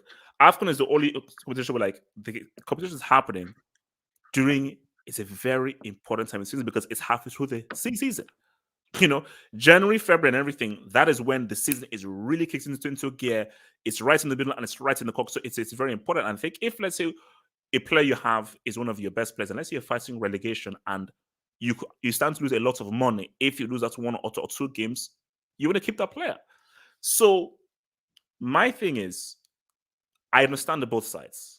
I understand the sides of the country of like, bro, come and it's your country. There is no higher honor than playing for your freaking country. You know, that should be the highest freaking honor, because club football is, I saw the club football, there's no lots in club football. Your country, that is your culture, that is your history, that's your dance, that's who you are. That is the core of football. World Cup as the core of freaking football. But at the end of the day, I pay you. I pay you 80, 90, 100, 120, a lot of money each week to provide a key service for me, which is playing these games and playing and helping me win these games.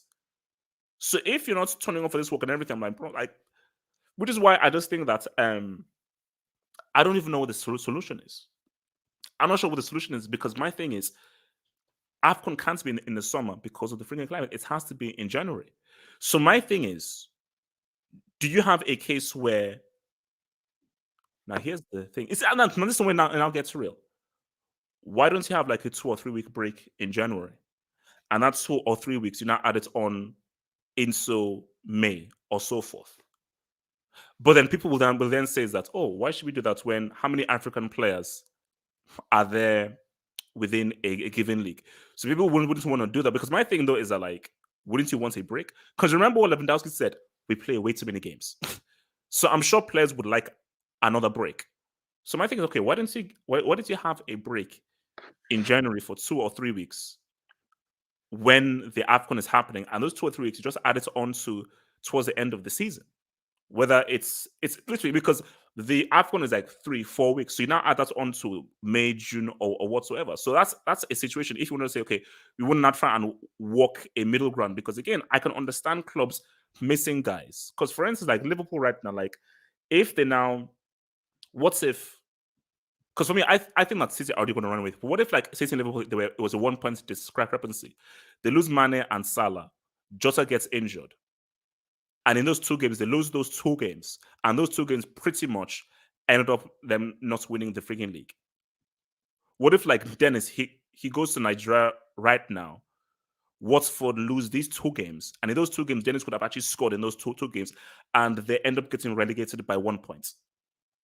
This is the thing. So, I mean, Pat, where do you stand at this whole AFCON thing and players being called with the AFCON and thingy, jiggy? Because where City are concerned, it's only Mahrez, and you see, City are lucky because you're a system, and whether it's the industry plans, De Bruyne, whether it's Mahrez, doesn't matter who you lose, you can still say what's up.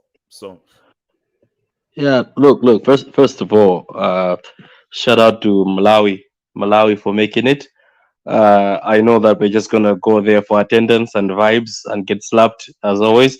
But anyway, we might have a chance. But shout out to Malawi. hey, don't say that, man. Come on, half hope. Everyone has a chance. Anyway, man, look, this is the situation. I'm actually on the side of the Afcon countries. You know, why it's not just because I'm not biased because I'm African. It's just the fact that most of these organizations, they'll bend over for the Euros, those stupid international games, you know, those useless international games where players go get injured. They'll back them up on TV. But it looks like when it's time for the AFCON, the energy is changing. They're not giving us the same energy that. Because my thing, because that's what I said, because I brought up that suggestion. why don't you have a 3 week break in January? Yeah. What you've said is right. Why don't they give us that same energy where they pause these leagues and say that, okay, let's also give, but they wouldn't. Let's be honest. Let's not lie to ourselves. They'll never pause anything for Afcon, because majority of them say it doesn't matter. The only managers I've seen coming out, Ian Wright came out from the Arsenal side saying he's very disappointed by pundits, very disappointed by clubs trying to downplay the Afcon as if it's not even a big league. Then don't forget also Patrick Vieira also stood for it. So you're right about that, HH. Why don't they just make it a break then? They knew that this was going to happen. They knew all this was going to happen. I'm pretty sure everybody knew that this is happening. The football people talk to each other, but they decided not to do anything. Guess what? I bet they wanted to say, we're not going to release these players. I think that was the initial original plan for theirs. Like, look at Klopp. He was trying to make himself sound better after what he said. He did call it a small tournament. Let's not lie. And then he comes out later and says, no, I didn't mean that. So look, he didn't mean it like that, bro. No, he did. Yeah, he did. Let's be honest about it. Let's be honest about it. It's for me. I'm not going to hold it against you because you can view it both ways. Because if you look at how Klopp was saying it, it's like sarcasm. It's like like European sarcasm. Where like I can understand what the way he said it may not work, but if like another guy said that was sort of much more fluent in English, you could get like, for me, what's the way Ranieri is moving is a bit much more, man. Screw this freaking Afcon, bro. Because Ranieri literally said that, oh no, these guys, they have lots of players and so forth. So his role is much better. I think Klopp is like, okay, it's one of the little tournaments in terms. It's sarcasm. I think when you live in England and so forth, you can understand where it's coming from. But I think, look, no, that's not an excuse. He's a grown man. He's a grown man. He's very experienced. He knows what he was doing.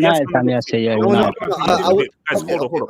I'm not getting hung up on the whole Klopp thing because this is bigger than the whole Klopp thing. My thing is about the point you're saying is that they don't respect this tournament. They don't care. This tournament. That's just the fact. And I think it's like, because I don't understand, if you came up to people and said that, why can't you have when you know that the Afcon is going to happen, why can't you have a 4-week break and then add it on towards it? Like, how does that mess up with anything? Like, why can't you have a 4-week break and those 4 weeks just add it on towards the end of the season, just extend the season into like May or June? Because those 4 weeks, you guys can chill. You guys can chill, relax, recharge your energies and so forth. But do you know what? Premier League will never do that because they're greedy. Bro, Bundesliga thingy. How long have Europe had a Christmas break? You see, as fans, we're like, well, cool, but bro, how do you not have a freaking Christmas break? Do you know how tough the Premier League? Remember, England have 4 trophies that they play in, and you don't even have to have a break. But it's greediness. But Pat, continue. Yeah, but look, it's quite simple though. Especially, I don't know, people. The thing about people is, I was now speaking upon this. People are trying to say, "Oh, don't bring in the whole victim thing, victim card." That's the thing people don't understand. They don't understand that what others treasure is not looked upon as the same. Because I have seen people comment saying, "Oh, we're going to miss Salah and Mane because of this useless tournament." That's what I've heard. I've heard this in a pub. I heard this from Liverpool fans in Ireland saying this useless tournament. So to them, it's a useless. Even the fans, they say it's a useless tournament. I'm pretty sure the club is like, why should they go to Africa? And now I hear they were giving trouble to Cameroon, saying, oh, it's one of the zones. Why should we play the tournament? Why they allowed players to go around Europe in countries that? But remember, say, insult Blatter all you want. Insult Blatter all you want. Blatter fought for South Africa, man. You can say he did it for opposites. People were saying that, bro, South Africa, look, these guys are messed up. They can't do it. Give it to England and everything. And England actually wanted to host it because they didn't think South Africa would be ready in time. And Blatter said, nope. Obviously, Blatter did it for his own agenda and everything. But don't kill the messenger. Focus on the message. But sorry, continue. Yeah, but that's the issue. But anyway, right now, I think the African teams should fight for their players. If they want somebody, get them. If the clubs don't get them, let's do that punishment thing that was done by the Copa thing. Remember, You get punished. Your players won't play. Let's do that then, because every tournament has to be given the same respect. And as I said, what you just said is a good idea. They knew all this was going to happen. Then why didn't they say, "Oh, let's get a break"? So anyway, that's what I wanted to say. But we all know what's going to happen. We know exactly what's going to happen. Some of the players are not going to go, and there's going to be some funny, corrupted things to go with that. Yeah, no, because I think my thing though is I do believe, before I come to Zeman, I think that even if people know that, oh, this year there's an AFCON this year, people just disregard it. Because they just feel like, well, maybe there could be a way I could get around this whole thing and everything. Because people just, because hence why I think, like, I have to say, I look at it at both sides, because my thing is, it is the only tournament that happens midway through the season. So who I'm looking at are the organizers, where if this is an official tournament, the AFCON is exactly the same as the Euros, which is exactly the same as the Asia Cup, exactly the same as the Gold Cup, exactly the same as it's exactly the same. No one is more important than the other. Bro, Salah loves Liverpool. Salah does not love Liverpool more than Egypt. Okay, sorry, he doesn't. I'm sure Mahrez loves Man City. He doesn't love Man City more than Algeria. For Salah, it's Egypt is number one. Mahrez, Algeria is number one. Mane, Senegal is number one. So this is like official. So my thing is, like, if it's an official tournament, why don't you have a freaking break? We're enforcing a break here to cater for people who have African players who need to go. So everyone can chill, level footing. You don't have to be such unhappy. Because my thing is that, as I said again, if you're Watford, you lose a key player, you lose those 2 games, you get relegated by 1 point. Like, man, we got screwed over. Zeman, talk to me. Oh wait, wait. Oh yeah, Pat. I'm sorry, Zeman. I'm just gonna get off. So what's his name? Abdullah, I think, wants to jump on. Oh yeah, so, yeah. I'll bring him now. Bring him. Yeah, I'm just gonna get off. So that I'll be just listening to you guys. Nice one. One up. Zeman, talk to me. Peace, Pat. Listen, man. This is a complicated situation, but at the same time, it just feels like African nations don't seem to have that same pull in terms of just getting the players that they need for the tournament. And it just feels like it's gearing towards more European teams that have the ability to do that. But when an African team does that, it's a problem because it's in the middle of the season. It kind of, to a certain extent, it kind of shows how little-minded people can be in terms of, people suggesting that it should take place in Europe. The Afcon should take place in Europe, which to me doesn't make sense. It's Afcon. It takes place in Africa. It's what the whole tournament's about. And to a certain extent, it kind of feels like this is the clubs seem to have, clearly the clubs seem to have more power than the nations, and they're not able to, and the clubs aren't willing to negotiate, and they're almost treating this as if it's not a big trophy. It's the same thing they did with any other tournament that's not the Euros. It's almost as if they don't acknowledge it as an international tournament, and it seems to show they're showing their true colors in that sense. And listen, man, I actually think that African nations should fight for their players. It's like they shouldn't be pushed around by these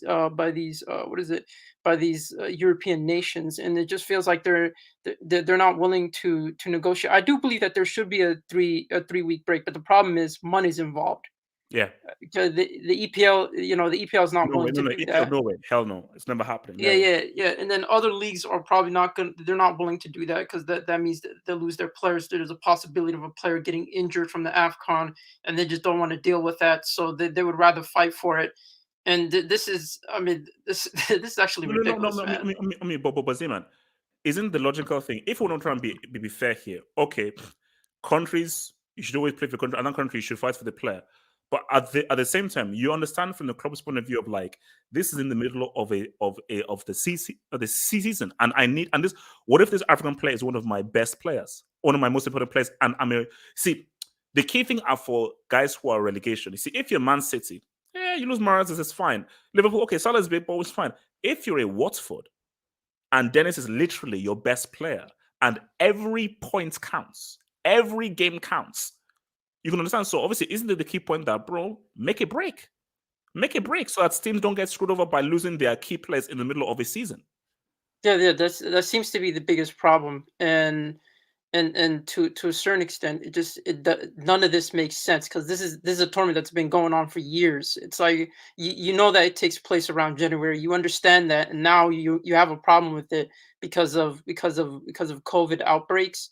And it again, this is like it's not Afcon's fault that this is occurring, and it feels like you guys didn't have any strategic plan in mind for this competition of how to handle it.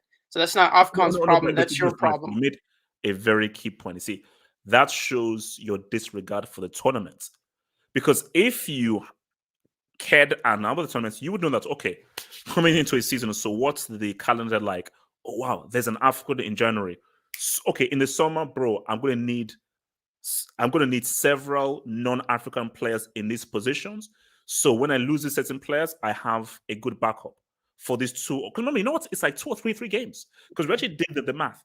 You're missing 2 league games and a cup game in England. So it's not like and that is if a team gets to the final, I think it's 2 league games and a cup game. So it's not like you're losing for 5 games. But my thing is that if you actually had it up at the tournament, you know that, all right, Afcon is in January, bro. In the summer, I need 3, 4, 5 non-African players. So for these 2, 3 games, I'm covered.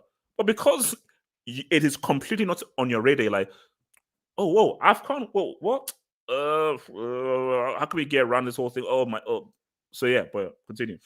Well, again, I'm with the African nations, man. They have every right to be calling players. It's the European nations that are at fault. It's not their fault that you can't plan. But yeah.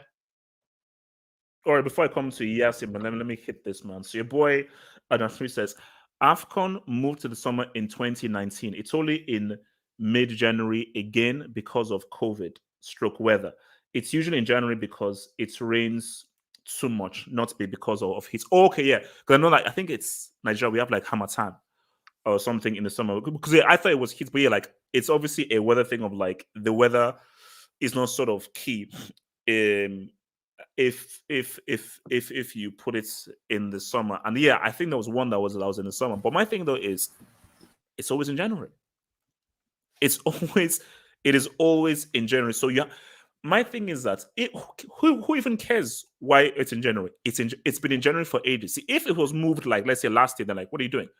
It's been in January for decades. For decades. So when you know that something has been like this for decades, shouldn't you do a thing of like, okay, well, if there's now a situation of many players losing guys here, have a break. But you're not going to have a break because you have to work these players like slaves and workhorses because there's too much money around and you want to put in as many games as possible. Because in England, they don't give a damn about this players. They just look at these players as slaves and workhorses because just more. Just money, greed. DJ Rocksteady says, rooting for the Brick Lassa to win Europa. # Europa matches. Oh, that's nice, man. That's nice. See, look at that. You have some support from your band fan, man. And from Zoteng TV, West Ham fans were singing Barca were coming for you. West Ham. No. West Ham won't start smoking Europa. Happy New Year to my bald head-eye test merchant, CR7 lives. Oh, man. Happy New Year to you, Zoteng. Happy New Year. From Samantha says, dude, read. Yes, I will. Yes, I'll get to the Twitch comments, man. I'll get the door, man. Look, man. I've got all these things around. I'll get the door. Don't worry. From a -3 says, the CAF doesn't owe UEFA anything and vice versa. There should be a winter break regardless, not because of Afcon. Afcon has been around since before the Euros. Oh, no, yeah, no, look, for me, my thing that there should be a break for player well-being, and I also think that there should be a break to cater for certain teams losing African players, because Watford losing Dennis is a much bigger deal than City losing Maris. Wait, does Dennis want to play in the Afcon? Did he say to his club he wants to play? What I read, because someone sent me a Twitter. Can I explain that? What I read is that Dennis didn't even want to go. So someone did a thing and British now that Dennis doesn't even want to go. So they're all this. I think it's different because wait. Let me just read this note and I'll come to you, bro. From a boy that who says He disrespected Afcon HH. Stop defending that clown. Oh, look. Thank you, Daddy Uz. Thank you. Danny King says, why can't the Afcon be held in the summer? As Thingy just said, it's due to the weather, and the weather isn't really the best possible weather for players to play in the summer. It's due to the climate in Africa, bro. Is there a specific reason?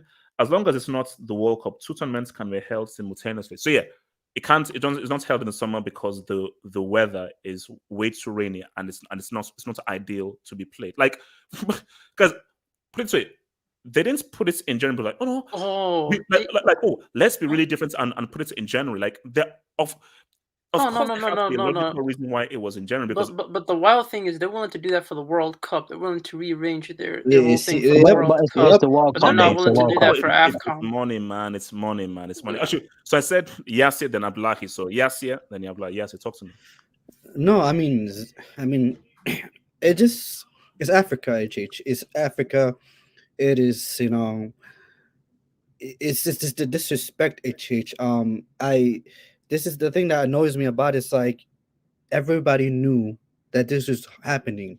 It is not news, but the fact that people are making a big deal about it because it's coming up. It's literally around the corner. Then all of a sudden, oh my God, AFCON is here. Like, bro, you didn't know this in the beginning of the season? Like, are you serious? And we're talking about if you're so worried about losing your players, then that's why we have a January transfer window where you can plan things ahead, where you could bring in players. You can do that. You can recall loanees. This is something you can do. But I just don't understand. I just don't understand. It's this disrespect shown to AFCON. It's completely disrespect. Because when do we ever get to see the Egyptian talents in Egypt? When do we get to see the Cameroonian talents in Cameroon? When do we get to see the Algerian talents in Algeria? When do we ever? Yes, yeah, I think you got abducted, bro. Yeah, I think that was a good way to end that. That was a good way. Yes, are you there? Yeah. His Wi-Fi went out. He got too emotional for his mic, man. Yeah. Wait, but I think he was speaking too much truth. Okay, while he tries to get back, Abdullahi, speak on it. Happy New Year to everybody in the chat and people in the panel. So, I don't like to talk much about AFCON because we know what exactly is going on with it. Because when I bring up this conversation about judging club, people call me Liverpool hater. I don't hate on club. Club does this bullshit over every day. So it's not surprising to me. So, and also to Emmanuel Dennis, I read the whole entire comment. Dennis wanted to go to Africa to play the AFCON. Claudio Ranieri said the NFF sent them a late email address in terms of bringing Dennis in. So he said that they didn't do the proper investigation. And Eguavon came out and said they sent the right message to Dennis and he was even ready to come into play. That why they kind of not allowing him to go. If you can allow Ekong to leave Watford, why not Emmanuel Dennis? Because I'm very sure it's not even Ekong. There's Messina there who plays for Morocco. What did you read about his bad behavior while playing on the row and how unprofessional he was behaving while on the row? Dennis. You mean see everybody? It happens to every footballer. You can have that kind of bad attitude and bad attitude. It happens. Everybody is not like you can't become a world class player in a day or 2 days. It takes time. And Dennis is young. It's like 25 or 24, so he's young. He needs a lot of improvement, but he's young. But for Claudio Ranieri to come and be saying this bullshit, that doesn't make any. If it is ego, if Emmanuel Dennis is playing for England, France, would they be able to say this bullshit? No, because Africa has been disrespected, and this has to stop. It's from the CAF, from the whole entire people in the world. It has to stop because people come saying why they're not playing Africa Cup of Nations in June. The Egypt was played in June 2019 because of the weather and the way Egypt is, the condition in Egypt. This is Cameroon. Cameroon weather is different than the Egyptian weather. It's been played in January. Why? Because of the culture and the weather in the country. You can't expect Cameroon to play them in the summer. It doesn't work that way. African weather is different than American or European weather or whatever you want to call it. It's different weathers. So their lives and their health is important. But this is an African Cup of Nations who has been played rightly before I was even born. It's been played rightly before I was even born. So why would everybody everybody sabotaging and saying cancel AFCON, cancel this? Why would they cancel AFCON? Why? Europe was there, was playing in the middle of pandemic. Copa America was playing in the middle of pandemic. Nations League was playing in the middle of pandemic. Why is Afcon different? I have no idea. Why is Afcon different? Because when people talk about Afcon, this is a big tournament that has been played in the whole entire Africa. So I don't know why they hate. And these people talk about Salah. Salah love Liverpool, but he love Egypt more than Liverpool. Same thing with Riyad Mahrez too. You cannot tell Sadio Mane not to go to Senegal. He will go to Senegal because that is his country of birth. So Klopp said, calling this a little tournament, he needs to be careful and behave himself. This is an African tournament. So you don't disrespect an African tournament like that. You don't do that. You don't do that. Because we all want to stop racism not happening. But this is happening now. Why won't racism not increase? The people are saying, if you are being racist and saying this to black people, why would this not happening? Because even the manager are the one endorsing this racism stuff to happen. It doesn't make any sense. This is an African Cup of Nations, for goodness sake. Give this tournament a damn good respect. It deserves a respect, please. Wait. Are you trying to say? Hold on. Wait, Yes, can I say something? Are you back? Yes, are you back? Yes. Yeah, I'm back. All right, finish your point, bro. Yes, go for it. No, I just I don't want to take any more time, to be honest, because the reality is everyone, their mom, their dad, their brothers, their sisters, their aunties, their nephews, everybody knew that the Afcon was happening. The fact that these coaches and these people are making it, whining about it and making a big deal about it doesn't make any sense. You prepare for it. In the summer, you prepare. I know Afcon is coming. Let's prepare for it during the summer.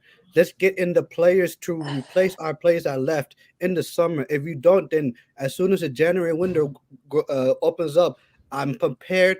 I can get an additional player or two to come in just to cover my players on a loan or whatever. You can plan this. The Premier League is one of the richest club. The Premier League is one of the richest leagues in the whole world. It's by far the richest league. The Premier League should not be complaining. They should not be complaining. Yes, they should be complaining about the amount of games, but they should not be complaining that they're letting their players go. That should not be a complaint because you already knew this and you have resources to actually be prepared for this. You cannot complain now.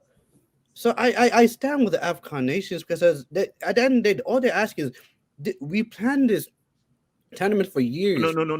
But you have to look at the bigger picture, which is that there has to be a break that's enforced. Because as much as I said, when your country calls you must always go. Mhm. Like if you don't go to your country, then bro, then what do you as a player? But you have to look at the points of like you're still paid by these clubs to perform during this whole season. So what has to happen is you enforce a break. Because when you enforce a break, then we're all good. Everyone is happy. But if I'm a club and I'm like, this guy is getting paid very well to play football during these crucial games, and he's now been taken away from me during the middle of a season, important point of a season. If you're a club, you should feel away because we are paying this guy. This isn't his job, and you are not appearing at a critical point in time for your job. So you have to look at the 2 points, which is why the key point is an organization has to enforce a break. Because if there's a break, we're all good. So, but it's impossible to enforce a though. break because there's just too much money to be made. That's not. I feel like the break is impossible because, like you said, there's just too much money involved. They forget about a break. I genuinely believe we're gonna get to a point where they're gonna add more games. There's somehow But to your point though, because you said January thing, no, in the summer, like, bro, we are talking about multi-million pound dollar institutions. Yep. In the summer, you prepare for the season. Okay, so we have international break here. We have this break here. Oh, we have an AFCON here. So we're going to lose this guy. What will our team look like in January when we lose these 4 African players? Do we have cover for them? You plan for that in the summer, not in January. You plan for that in the summer. So you know that, bro, by the time we get into January, when we lose these players in this AFCON, we are covered here, and here. You can't just be like, oh, man, why are we losing this player? No. You should have those covered. And my thing is that I get the whole COVID argument, but you knew that this tournament was going to happen. It was going to happen. So it is what it is. You just have to accept that it's happening now in January. But which is why it goes to my original points. You have to enforce a freaking break. No, even that, you mean forget about COVID. I mean, they were doing World Cup qualifiers all over the place during the season. I mean, you were having Argentinians playing against Brazilians in Brazil, etc. So I mean, the whole COVID thing, this is nonsense. We have to just deal with it, you know. That's it. Do you So they tried to stop the the Argentinians and the Brazilians to stop as well. I mean, it just Yeah, that was like, the health yeah. officials. I mean, it just goes to show that, like, at the end of the day, you know, It's money. yeah. It's money I at the mean, end of the day. at the end of the day, But Europeans, look, they're looking out look. for Europeans, man. Honestly, like I think people are a little bit overreacting about AFCON, like especially the Liverpool fans. Like, look, Salah and Mane will only miss 2 games over that period, and if those Liverpool fans think buying someone in January is a solution, then they're only asking for a short-term solution. Over 2 games, I think Jota, Firmino, Minamino would work. So it's not going to be like a huge gap. It's only like 2 games, man. But it's not just a Liverpool issue, bro. That's the thing, bro. I mean, first of all, Klopp cannot complain about the AFCON. The AFCON was gonna happen either way. He knew in the beginning of the season there was gonna be AFCON. But people just need to realize that Klopp will complain about anything. It's not just AFCON. If the Euros were in the January, he will complain. Bro, if any matches were in January, he will complain, bro. He just complains about anything. But for Yeah, me, Klopp but is a big complainer. but for Like us, he complains about the wind. yeah, it's not, for us, it's not that deep, to be honest. Losing Salah, for the 2 games, it's not that deep. I mean, losing Mane is a blessing, so that's a good thing. They take Mane away from us. But listen, the whole point about AFCON being disrespected, I don't agree, man. I don't agree. It's just because it's in January, people are complaining. If it was any other tournament, they'll still complain. So it's not because it's Africa. But do you think that there should be a break in January Oh, when of the course. AFCON happens? Of course it should be. Of course. There can't be. Bro, how many tournaments are there now? I think at the end of the season, there's a Nations League. Yes, Then there's a World Cup next yes, season. yes, So yes. the amount of games is stupid, bro. It's stupid, but they won't make a break. Managers will still complain. They'll keep complaining every year. But listen, it's all about the money. So No. managers, My thing is like when we say okay, the AFCON has been disrespected. I'm like, I can understand it, but at the same time, it's like people are like if people are actually missing the angle of these players are getting paid. Yeah. This is their job, and you're asking me to give up a player during a critical part of their job. These guys are on 80,000-90,000 pounds a week, and because my thing is that forget Liverpool or Man City, Watford. What if you're a team in relegation and one of your best players is an African player? Remember, you don't have the funds to have a kind of a squad and backup that Liverpool or Man City have. So you're like, man, we are lucky that we found this gold dust and this African player who's one of our key players. But if I now miss him in general and so forth, that could be the difference between staying up and getting relegated and losing a lot of money. Can I say my piece? yeah. Or I can just finish up. Talk to me. So I think the players have every right to go on the internationals. The African tournament, I think, is more prestigious than the Europeans. I find the European competition boring, to be quite honest. And to be honest, Klopp has always been a female dog. He's always been a female dog, meaning a bitch complaining. So, yeah, I did I mean, you ain't lying. I don't want to demonetize. I don't want to demonetize. That's why I called it. You ain't lying, man. You ain't lying. So he's ungrateful. He doesn't show any respect, even though you might think he didn't mean it in that way. We know what he meant. So it's on the onus of the owners to spend money in January. Either you prepare for it in the summer or you prepare for it in January.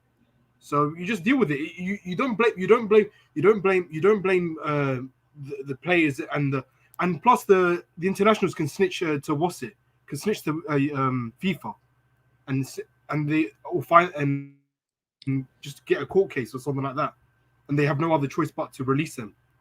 Look. I mean, I'm sure like managers in the past have dealt with this. Look at back in Yaya Toure when he was one of the best players in the Premier League. We let him go. We had no issue. We never complained. Yeah. So it's not like a huge issue about letting players go to AFCON. I mean, there's a lot of important players, like I mentioned with the Yaya Toure. I mean, he was like top 3 in the Premier League, and they let him go. I think letting go with Salah or Mane, I don't think Klopp would because be their like season will be over. very Their season ambiguous will be about it. over in a game or two. But they're gonna go either way. So whether Klopp likes it or not, they're gonna. I Okay, don't get so the hold on. point. I'm remembering, Suleiman, your thoughts on this whole situation with Afcon and blah blah blah blah blah blah. I think it's kind of funny that Ro kind of screwed Nigeria, even though he's not in the job anymore. Because no, but in all seriousness, like, yeah. Listen, I mean, you got to respect Afcon. Like, it is a major tournament.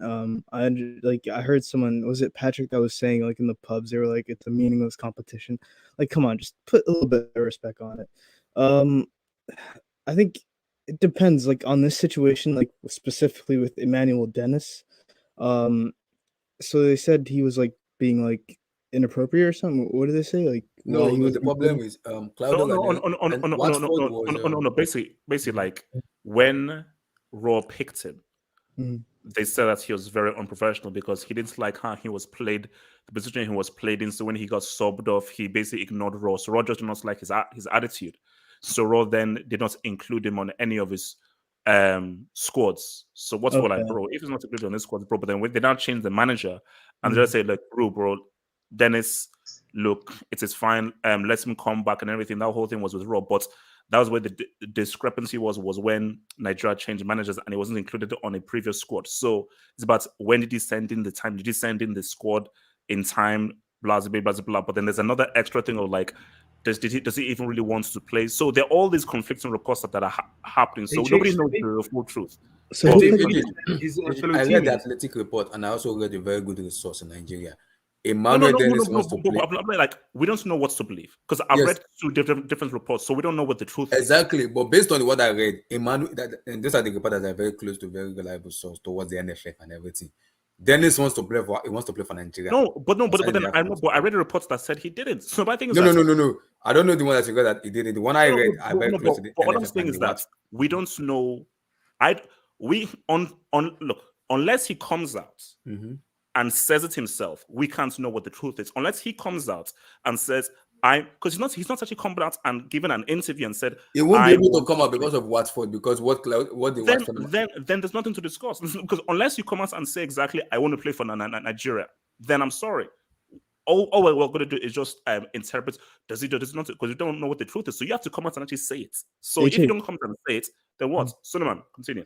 Who picked the Nigeria Afcon squad? Was it this current manager or was it Eguavon? This is the new guy. Eguavon. Okay, so like, I mean, if the new one's picking it, then I think Watford should let him go because it's kind of a technicality where the manager left and new one came in. So I don't think, like, I'm gonna be honest, I don't think if it was like a European country, I don't think they would have like given this technicality of like. Oh yeah, for sure.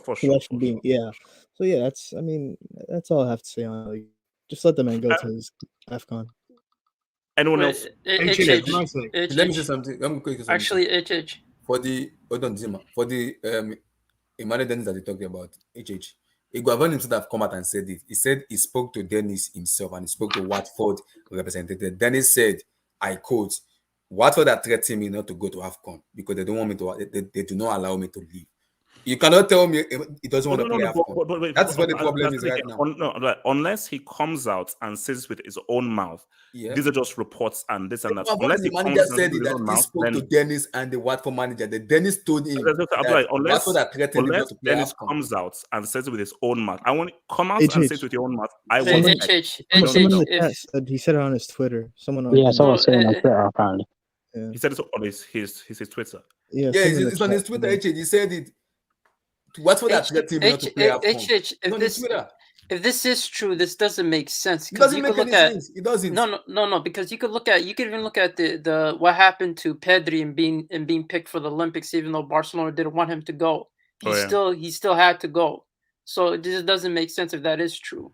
So did they let go of his teammate who plays for Watford as well? My pronunciation, Etabu, I think. Sorry, I don't know how to pronounce his name. I think they said like I think it was his Nigerian teammate who plays for Watford as well. Ekong. You see, now that's why it's see. Look, my thing about this is that it goes back to the points I made originally, is that the Afcon is not respected. They don't respect it, so which is why, because is not respected, Africa isn't respected, people can actually have little leeways and giveaways. My original point still stands. If you treated this thing with respect, you would enforce that, bro, there's a break. So if there's an international break for friendlies, so guys, think about this. There's an international break for friendlies. Why isn't there a break for a tournament? So you're going to give a break for friendlies that literally mean nothing, but those bum-ass FIFA points. But you're not going to give a break for an actual tournament where there's an actual trophy to be won. Bro, that is clear view that see, it's not only like it's a disrespect to like AFCON, it's also that greed. Because hey, we want to see Brazil, Argentina, or Brazil, France in this high-profile friendly game because it's going to bring in viewership. So yes, you're going to probably release these guys because Sky, Bean Sports, and everything want to get this money for this friendly against Belgium and so forth because guys want to see like Neymar against De Bruyne and so forth. But for a tournament, as an actual tournament, you're not actually going to say, bro, like my thing is that it's crazy that you're not actually enforced a break. Because remember, FIFA is the overall governing body. Because FIFA can say, bro, this is a FIFA accredited tournament, which means that once this happens, this is a break. All clubs must take, because FIFA is the overall governing body of every organization. See, UEFA, CONMEBOL, all these guys, they're a subsidiary of FIFA. FIFA is the big dog.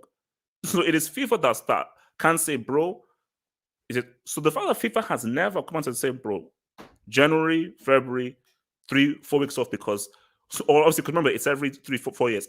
Whenever there's an AFCON, boom, here it happens. That's the issue, guys. Check Emmanuel Dennis Twitter. He tweeted it already. Ready to represent my country. I'm on Nigeria board. So he's okay. I'll check it. So Watford is being dumb for me, not doing this bullshit for me. I've been dumb. But I don't get that though about Watford. Can't Nigeria stop from playing any club football games? What he's saying? Can't Nigeria stop them from playing any football matches during the tournament? Like see how Brazil, we're gonna do it for, and Argentina, we're gonna do it for the players if they didn't turn up for the tournament. Wait. How you mean? How do you Remember, there's a rule: if you don't call up the players, if the clubs don't let them go, you can stop them from playing any games during the tournament. They basically snitched. Yeah, there's like a rule in FIFA. If the players are not, the clubs are not letting them go, they get banned during the tournament. Yeah, because like if a player gets called up, because my thing is, I don't know what they're saying about. Oh, there's a time for no. If you get called up, you get called up. Like if you are included in this team to come to this tournament. I've never heard of anything that you didn't like you didn't submit this whole thing in time. Like I've never heard of that. And wait, so your boy Daddy U says, he couldn't make any excuses for Klopp and Afcon bashers. Laugh out loud. All right, look at what this is saying. I've changed his Twitter account to you. You can show it to the panel. That's what they say after getting called up. Yeah. Look. See, my thing about it is that look, man. For me, basically, the most natural thing to do is you have to enforce a thingy rule or something where it's like, okay, look, man, if once like why is there not a break in January? That's my thing. Why the hell is there not a break in January? Like it's insane. It's insane. Rob, Rob, your thoughts on this, Rob, man?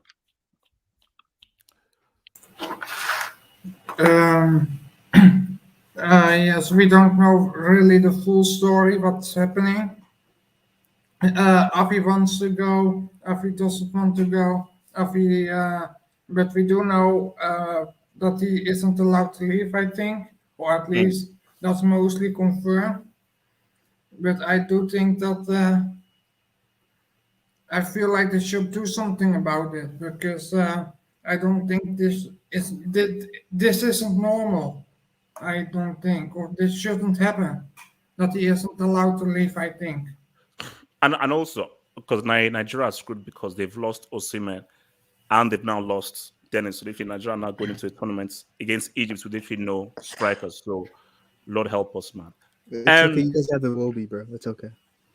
Oh, man. Wait, I gotta say something, HH. What? Who's this? Delta. Wilson, talk to me. Talk to me. No, it's he's PSG, Delta. PSG Delta. Yo, what's up, man? Yeah. Yeah, I was just gonna say something about Rob. This guy, Rob. Why does it look like he's like in the dungeon of the movie Saw? Like every time I see him speak, like there's this echo. Like go. Hey, relax, bro. Rob's the man. Relax. No. No, I'm not like hating on him, but there's like this echo. It's going. Nah, you're probably the only one. Delta, you literally stopped. To this, I swear I'm not hating on him. No, I actually thought you were actually going to offer something like, oh, you wanted to add to the conversation. No, I'm not hating. That's I know, the thing. Delta. I know, but Delta, like, I mean, that's a big moment. To be honest.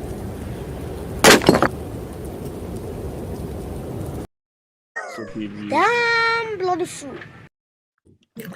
How is that a you brick? literally stopped the whole program for that complete moment. No, I just wanted Delta, to know. you might be under review, man. Delta, you do this all the time. Mute your mic. I don't want to hear. Yeah, HH, can I ask a question? I don't want to hear from you. Guys, Lukaku. Timbo. Interesting. Whoa. Mr. Timberlands himself. Lukaku. Look, so guys, look. Oh, you're wilding, man. You're wilding, bro. Look, okay, guys, now look. Talk to the GM fam. Here's the thing. Now, the latest is because obviously, I mean, we're going to end with the Chelsea Liverpool preview. But HH, you kind of look alike. Yeah, low key, man. Yeah. I mean, you guys might also have the same touch, so there might be a connection. Yeah, you're lucky you're black, bro. Or that would be suspect. That would be suspect, bro. So my thing is, like, guys, they got the same barber. Guys, can you just look at how relaxed he looks? You see, Lukaku, it looks so bad because look at how. You're smiling, you're relaxed and everything. But that's the man starving. He was ready to cause trouble, He was ready to cause trouble. This is why it gets bad. This is why it gets bad. This is why it gets bad. So where we are right now is apparently Lukaku and Tuchel actually had a conversation. They had a conversation, and after the conversation, it is believed that he's now going to be reprimanded and he's going to be dropped, which even makes it look worse. So obviously, in that conversation, you can pretty much connect the dots in it being that, why the hell did you do that? You knew it was a bad move. And not only did you know it was a bad move, but boom. But I read an interesting article, and it was funny. The article was from because I want to mute, man. If you're making a nuke, please mute, man. If you're having fun making, I don't want to hear this. Is that what Yasser? the hell is going on? Whose mic is that? What the? Is that? That's Yasser. That is not my mic, bro. Relax. That was the ET mic, bro. What the hell? Okay. So, an article from the Daily Mail was actually interesting. This is the freaking Daily Mail. It says Lukaku is being punished for being honest. And here's things like Lukaku told the truth. Like, you know how they say, like, imagine if we lived in a world where everybody just told the freaking truth, where everybody was honest. Like, people were not fake. This is how I feel, and I'm telling you how I feel. Okay, I think you're a loser. I think you're a prick. At least tell that to me in my face rather than saying it behind. So Lukaku, he just said how he felt. Just that because people are such sentiment merchants, they're like, oh, bro. See, for me, I don't give a damn what Lukaku said, because for me, all I care about, do Chelsea win or do they lose? I'm like, oh, but I want you to love Chelsea. I want you to wrap yourselves around the bro. There are Chelsea fans who probably not let me onto a train because of my skin tone. So I'm not fighting for those clowns. So all I care about Chelsea is that I want Chelsea to win every single trophy, and I want Chelsea to be the best team in the world. So I'm not here. I want Chelsea to win every single game. And if Lukaku is going to help them win the game, that's right. But my thing though is, look, like that is why I have to know for myself why. Because if we're in a situation right now, because this is where I want to go with this, and then we'll talk about the preview, is if Lukaku doesn't start, Chelsea are screwed. Because that team is trash. Relax. And we've seen how trash that Not team trash. is. But my thing though not is trash. if Lukaku is just give me the bloody mic. Let me put this guy in the bloody background. This guy's talking too much. So if it's a case where Lukaku is benched, I believe that if he did that interview and you knew he screwed by doing that interview, I suppose you have to bench him. But my thing is that how do you now move forward? Because how do you now bring him back into the freaking team? Because I know how awkward it will be. Hurricane swap deal. Wait, easy. No. How could we bring him into the team? Because if he brings the team and people now start doing a Stamford Bridge, it'll be wild, man. But look, man, let me come. Can I go This is real. Let me go HH. first, HH. This is real. Let me come to your boy Rob. Let me come to your boy Rob. Rob, you look at this whole Lukaku situation and so forth, man. Do you think that is the right thing that our best player, best attacking player, is dropped, knowing that we have numbskulls and brainless psychopaths as attacking players? Do you think it's the right thing that if Lukaku gave that interview that he should be dropped on Sunday, which will pretty much hamper us in the game against Liverpool? Well, I don't know. It depends.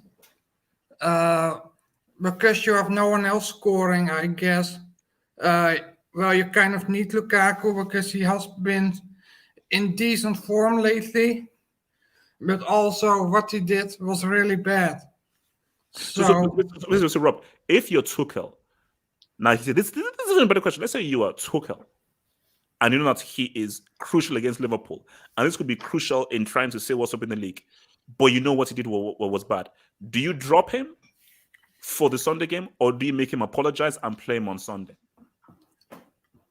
well, I guess you play him.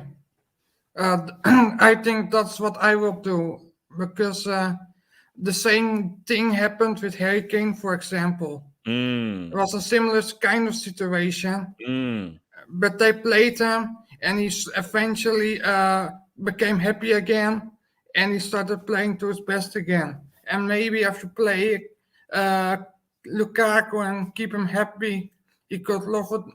He could start loving it at Chelsea. Actually, okay, before I come to apply with this, man, Rob, because it's key, because as a sports fan, what do you think was worse? What Kane did, being the captain and not turning up for trading and trying to force a move, or what Lukaku did, talking about how much he loves a privacy. Which do you think was worse? Kane did or what Lukaku did? It was easily Lukaku because what it is with Kane is fun. He had an allegedly he had a gentleman's agreement, allegedly, and then Levy didn't agree to it, so he tried to force the move. But he never had anything like that with Chelsea because he just joined. So there was no reason for him to force a move for Lukaku. Okay, that's fair. So, Abdullahi, man, where do you stand with this thing? So, is it right that what Tuchel has done in dropping him for Sunday, man? HH, I'm a huge fan of Lukaku, but what he did here, the manager has to set an example, and he has to be set. Odegaard, Christensen, and Explicator are living in the summer. So, if those three of them are looking at Lukaku's situation and be like, okay, what does the manager do? What does the board do? And they're kind of like, okay, Lukaku, let this slide because you're a big name signing. Just like, you cannot do that to a club. It's disrespecting Chelsea Football Club, the manager, the owner himself, and the board. If you are in love with Inter Milan and you say you love them, get the heck out of the club and go back to Inter Milan. It's as simple as that. Whoa! Yeah, he has to be disciplined. This is not Chelsea is not a charity FC or orphanage FC. No, you don't do this for a big club in Chelsea. We won the UCL without Romelu Lukaku. I'm a huge fan of Romelu Lukaku. But basically, rubbish. So Abdullahi, when they start racially abusing him for disrespecting CFC, you're like, yeah, man, what up?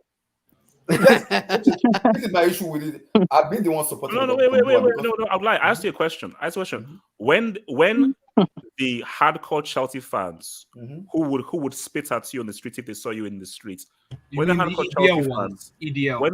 Chelsea fans start racially abusing Lukaku, now what? Why? As in, they're right. Yeah, you just went to Chelsea. If they're abusing Lukaku, I can understand people are abusing because of his touch and everything. I get that. I understand that. But now, he has already dig his grave already. Now he has to bury himself into it. Because now, you open up your mouth and say this out into the public, and people are listening. So now you are putting Chelsea into a disarray when you know we have a very big match on Sunday. So you don't do this as a club. People say Lukaku needs to come out and say, what do you want Romelu Lukaku to say? How do you want him to apologize to the fans? Because now wait. I'd like, so as a Chelsea fan, you found his comments hurtful to you personally. I found his comment disrespectful to Chelsea. No. Forget Chelsea. I said to you, did you find them hurtful? Yes, I did. Because it's under contract. You don't do that to a club you just signed for. That is a disrespect. It doesn't make any sense. It doesn't. If you love Inter Milan, as you said, you love Inter Milan, he wants to play with Lautaro Martinez. Go back to Inter Milan. It's simple. You are under contract and you're saying this. That's a disrespect. So it deserves to be punished, and he needs to face the consequences now. He needs to.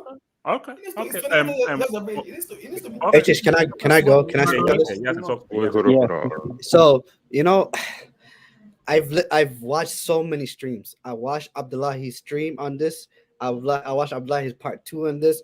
I watched HH your stream on this, and when Juju man said that he loves this. Oh my god, I love this so much. I've watched so much. I watched the ESPN when they were talking about this. That was interesting. No, that's ESPN thing that was interesting. That was interesting, bro. They brought out 2 shows. There was like the yesterday one and the day before one. NBC SN talked about this. Your boy Terry talked about this. I love this. I love this. But I love this. My thing though is that look, this is what I see.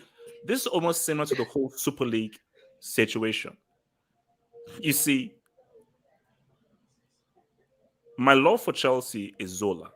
Zola is one of my favorite players of all time. That's probably the first player that I really like. Was like, man, this is like my so my into bro. I wasn't born in freaking West London. I wasn't born next to freaking Stamford Bridge. I wasn't born in Cobham. My love for Chelsea is Zola, and also that team with Desai, Petrescu, Poye, and so forth in the mid-90s. And John Terry, those are my guys. So my thing though is, when you look at club, do I need a player to love a club to show his love for the club, bro? You're under contract to do your job. Don't say, I want you to love the club. You see, those are for those sentiment merchants who are like, I want you to love the club because Chelsea is a team that I want you guys to win. And I want any player to come in because, guys, this isn't the UN or something. This is your job. This is a job. You get paid to do this. How many companies do you work for that you don't enjoy working for that company? 9 out of 10 people who work a 9-to-5 office job hate their freaking job, but they do their job well. Okay? Because that's one thing. It's one thing hating your job and doing it badly. It's another thing hating your job, but to doing your job well, or at least attempting to do your job well. So as long as you are either doing your job well or attempting to do your job well, that's all good. HH, can I ask you a quick question? But HH, the one thing I do not understand, because I was thinking about this, there's a pattern with Chelsea. Chelsea, they have this thing. I remember when Mourinho came for the second. Yes, it was special, man. It was special. Wait, hold on, HH. I remember when Mourinho came back for his second stunt. This guy built, and he brought. I remember the summer he brought in Diego Costa. He brought in Fabregas, Felipe Luis. I remember that summer, Chelsea was dominant. It got to the point that I was depressed, HH. I was like, there is no way we can compete with Chelsea as long as Jose Mourinho is there. How can we compete with this team? The season after the second season, the season after they won Mourinho won the title, what happened? Everything collapsed. He had a fight with the doctor lady. It was weird. It was the most random and strange thing I've ever seen. Boom, he gets sacked. Gus Hiddink comes in. Then you sign Antonio Conte. Absolutely blitzed the league. Absolutely destroys the league. Unbelievable, unstoppable. What happens? He sends a text message to Diego Costa that says, "Deuces, Chelsea are without a striker. Chelsea wanted to get Lukaku, but they ended up getting Morata. They didn't have a striker. Chelsea struggled under Antonio Conte. He gets sacked. Mauricio Sarri comes in, wins the Europa League. But then Chelsea fans don't like Sarri. They said F Sarri, but he gets sacked.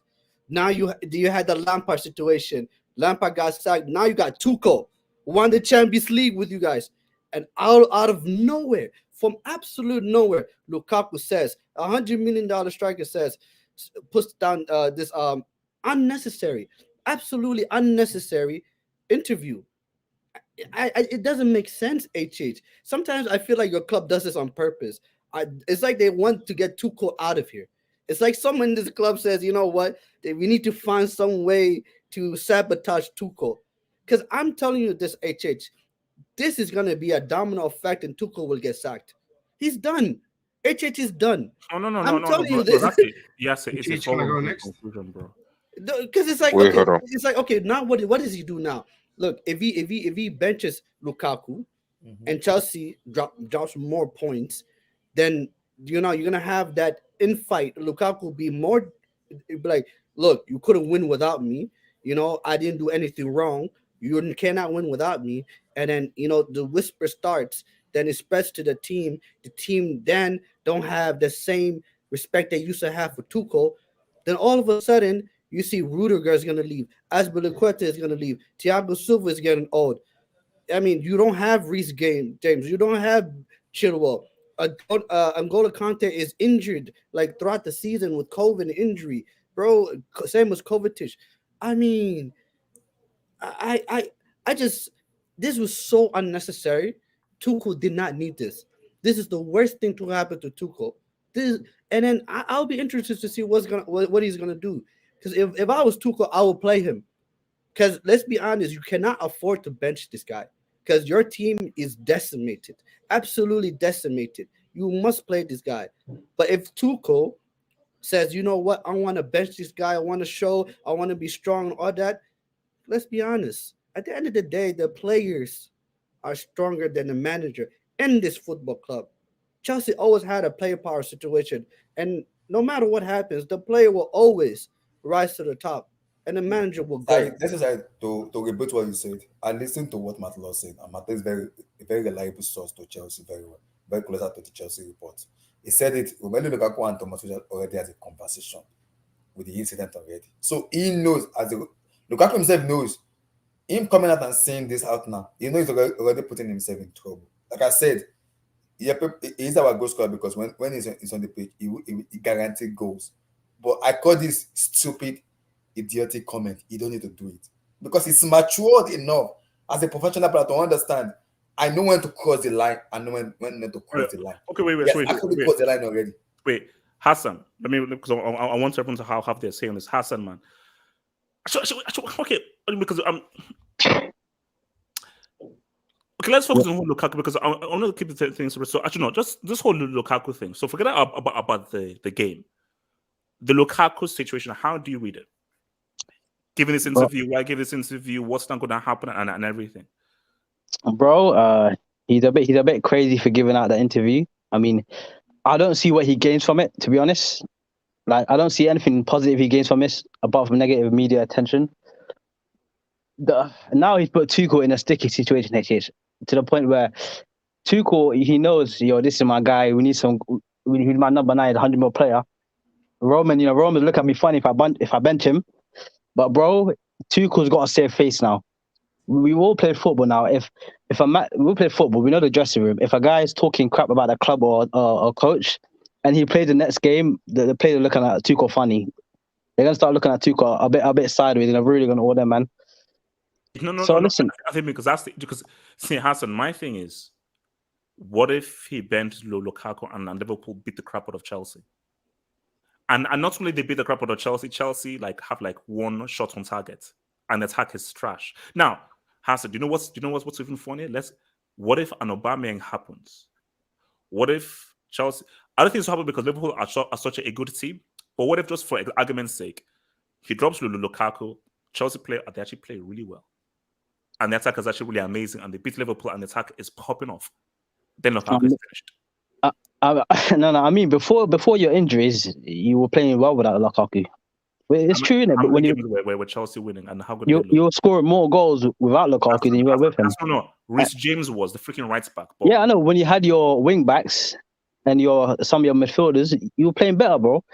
But I don't mean to be rude here, Chich. Whether he starts or not, he's not doing nothing. I mean, I'm sorry to say.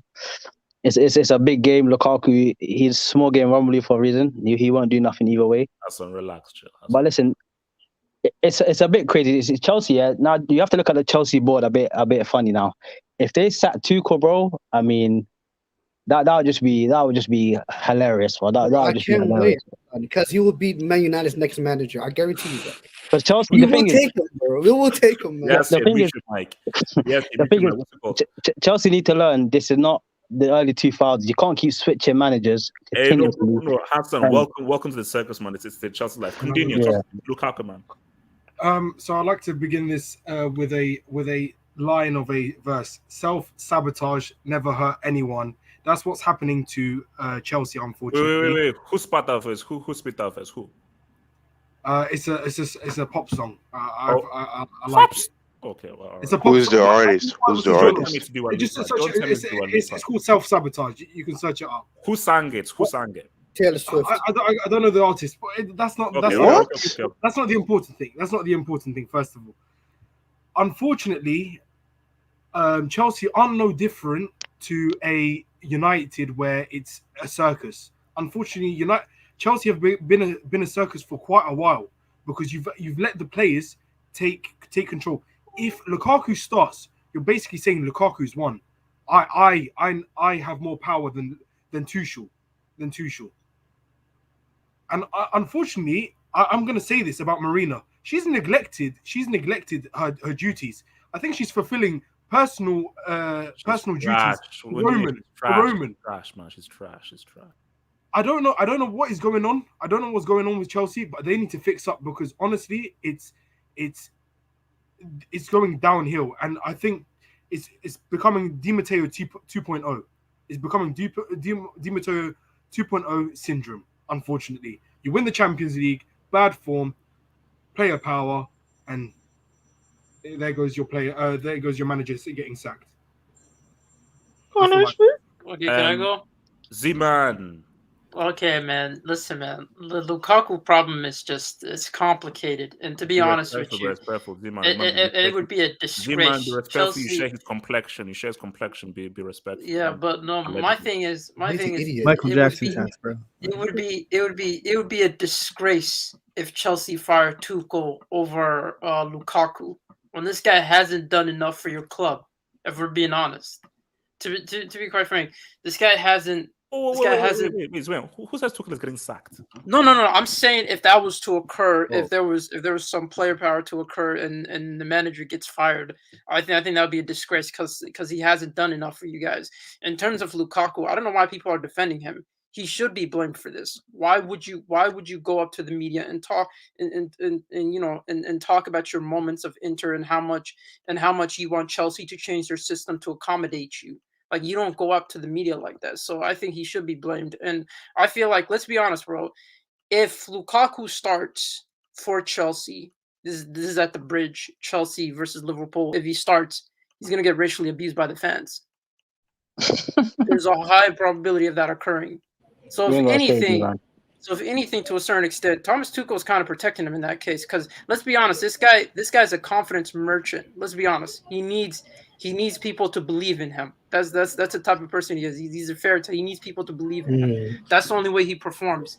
So for you to start him, you're basically putting him out there in front of the fans. And this guy, if this guy has a horrible performance, his career is done. I don't think he's gonna last that long in terms of just being a Chelsea player. But then again, how much can Chelsea get for how much they paid for him? It's going to be dicey trying to sell a player that doesn't want to be there. No one's paying 100 mil for Lukaku. So. Yeah, so for me, this is down to I'm interested what the board is going to do. Are they going to back Thomas Tuchel and decide that they don't back no one? They didn't back Mourinho. They didn't back Conte. They didn't back. They sacked Ancelotti in the tunnel. They're not gonna back him. Stop hating. No excuses, Roman. No excuses. Zima, can you stop over, please? No. But I'm glad we're talking about a different club. That's not my club, man. As being a circus, man. So no one cares. Let's be honest. No. Was that theft? Like accounts? No. That had nothing to do with the Bartomeu tax. But let's be honest, bro. Your board needs to make actions. And the actions they take when it comes to how they're going to handle Lukaku is going to say a lot about it's going to say a lot about what your club is transitioning into. Because if you guys end up playing him and he's still a vital point to your attack, it will feel like you're kind of undermining the manager and you're letting him slide. So they have to punish him, and they have to show it as a way for everyone that's involved in the locker room. Do you know why this is such a? My thing is, Lukaku was man of the match in the last 2 games and literally was the best, literally the whole attack. So you have a situation where I think you're right. Manager has to be king, and manager has to show strength. You have to drop it. You have to, because you have to show strength. But if Chelsea get washed and are crap and get beat down, that's not going to be crazy. Now, but Zeman, the adverse could happen. Maybe just like with Arsenal, because it could be like an Arsenal. It could exactly be like an Arsenal, where what if it's a blessing in disguise and Chelsea now play well? Now, my issue is that I think Martinelli, Smith Rowe, and Saka are a much better unit than Ziyech, Mounts, Pulisic, and all these guys. And Hudson-Odoi. And Hudson-Odoi as well. Add him to that list, man. You guys compare him to Vinny, so I'm sorry, he has to be added to that list of useless players in front of goals. Whoa. No. But you guys haven't played well without him, so there is a high chance of that occurring. Like you guys tried Pulisic up front, and you guys tried Timo Werner up front. It hasn't been working, so it just feels like it's bound to clash. And I'm interested to see what's the outcome for this. To be honest with you, man. Now before I go to some of these jobs, wait.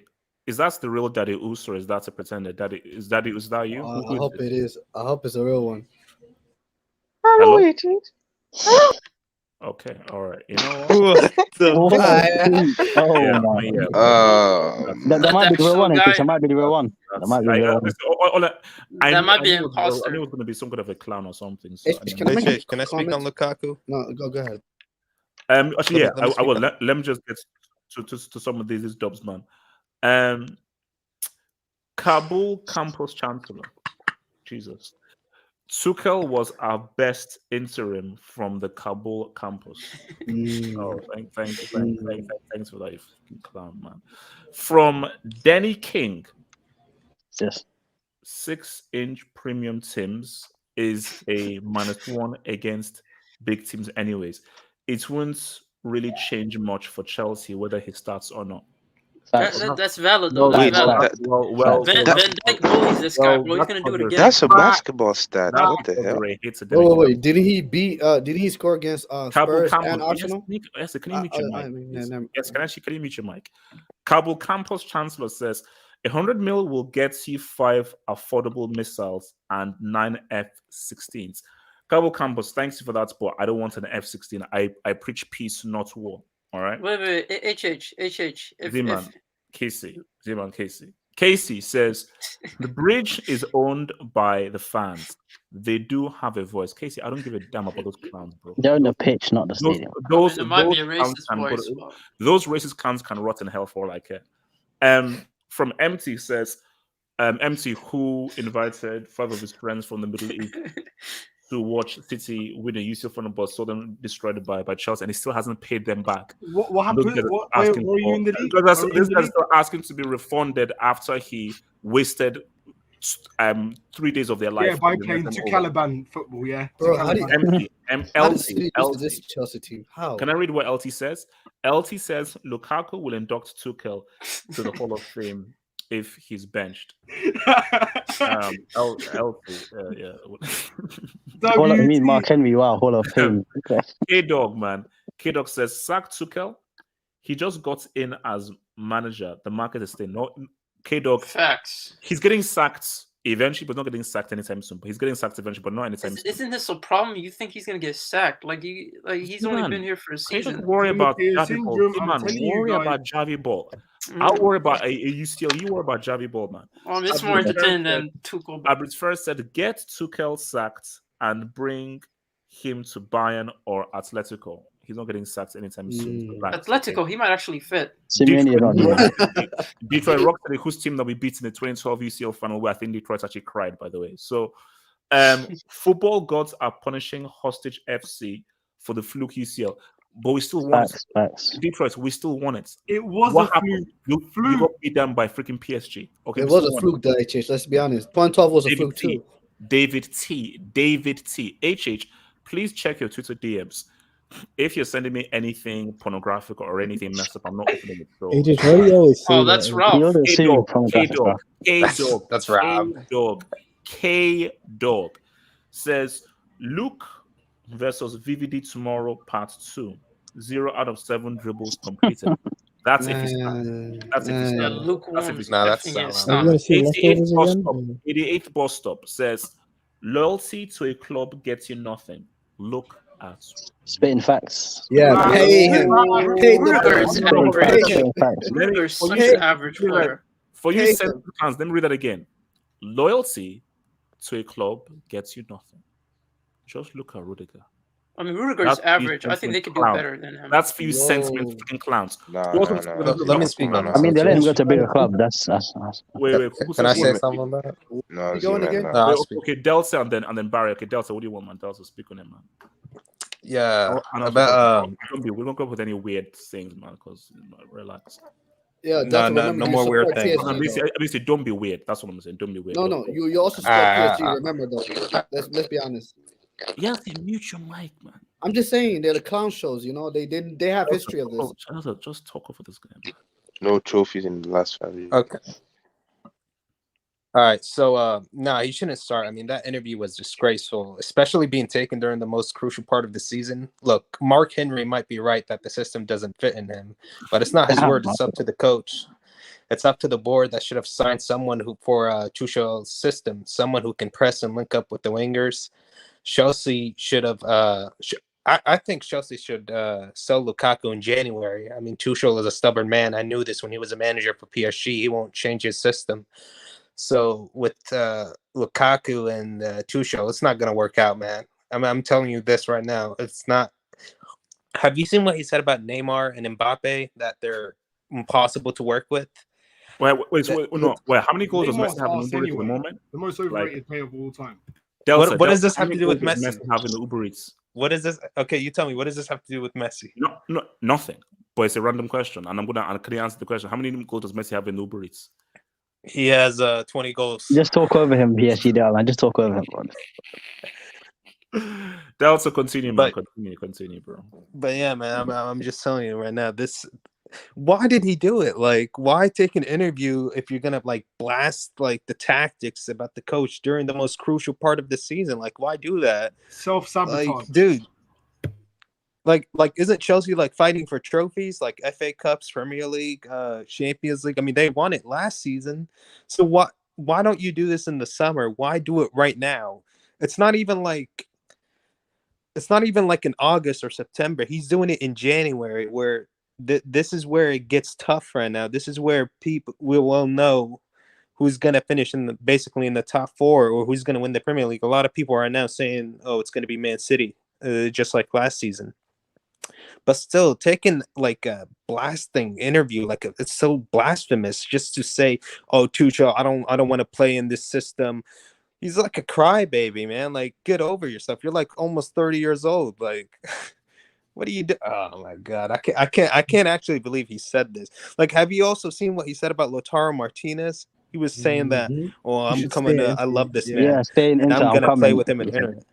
Yeah, he said he's I want to play with him again, but he needs to stay in Inter. Dude. Maybe this is George. Maybe he was vibing. No, it was jokes. No, dude. Listen, Chelsea are a serious football team. You're overreacting, man. We're talking about a European champion. Well, this is a serious football club. So who else wants to talk on this whole? Yeah, I was supposed to go. Oh, sorry, Barry. I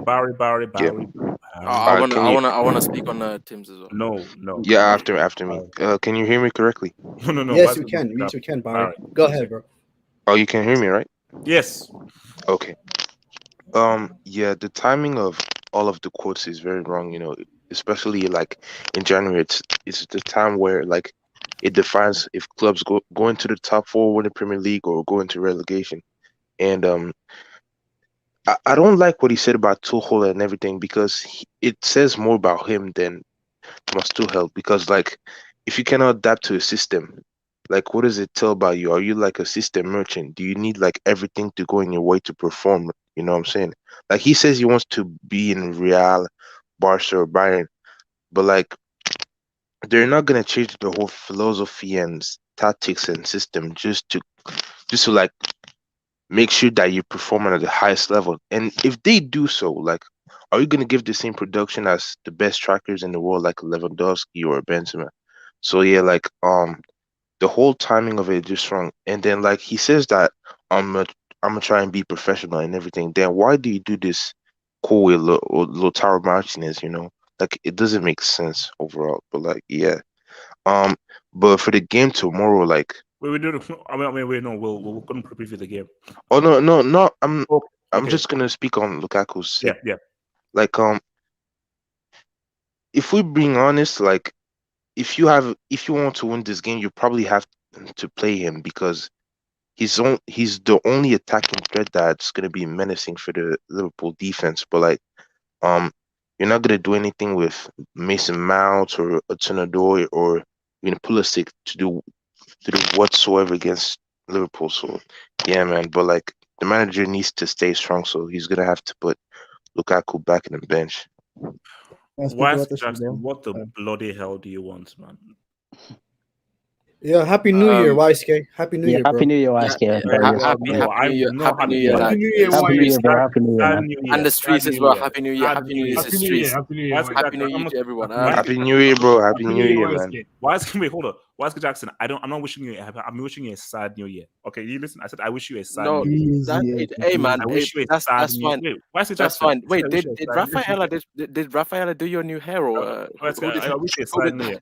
who did Why that? hurry up and speak the trash? That's No, coming no. out See, of your mouth, man. it's just simple, really. I mean, Well, not the United win a major trophy. sorry, could just translate that into treble, please?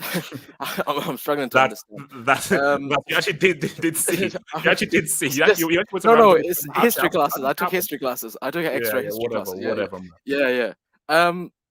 So see, yesterday, when the emergency hangout happened, I was I was promised by some Chelsea fans that he's certainly starting on Sunday. So what's that guy's name? Forward, aka backwards. He said he guaranteed. He guaranteed. YSK accent. Backwards. Wow. He guaranteed me that Tim's is. I'm sorry. This I don't understand what's going on. Like Chelsea fans are promising me one thing, and I'm Why is Jackson? Can you get to the points and don't slander my fellow family? No. Man? Can you get to the points about something?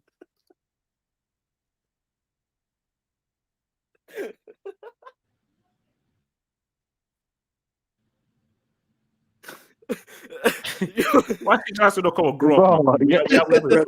Come on, get to your 50 points. So I can throw three out of this anger. I can't remember who said it. I think it might have Trash United, like theft of 08. Yeah, I think you're still on single figures in PLs, but it's okay. We move. But I think I can't remember who it was. I think it might have been Z-Man. Tuchel dropping him.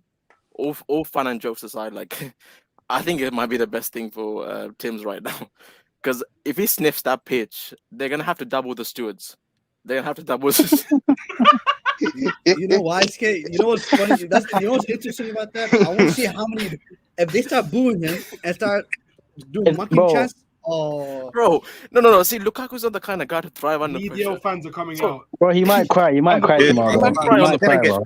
He might cry on the pitch. Like, he might do a reverse. My thing is like, if Lukaku starts, man, I think like the first once you break into the thing, and basically you know, like how you have like the intro. The intro basically be like Winston Churchill giving like. Dude, this is why I said he's an idiot, man. You start to hear you start to hear radio messages from like microphones. Like all jokes aside, this is just pressure. I chill, man. Yo, oh my god, chill, man. I'm crying, man. Jesus. Like all this pressure on him. Man, why is you kill me, man? You kill me. But you know, wait, HH, come back. You need to hear this. HH, come back.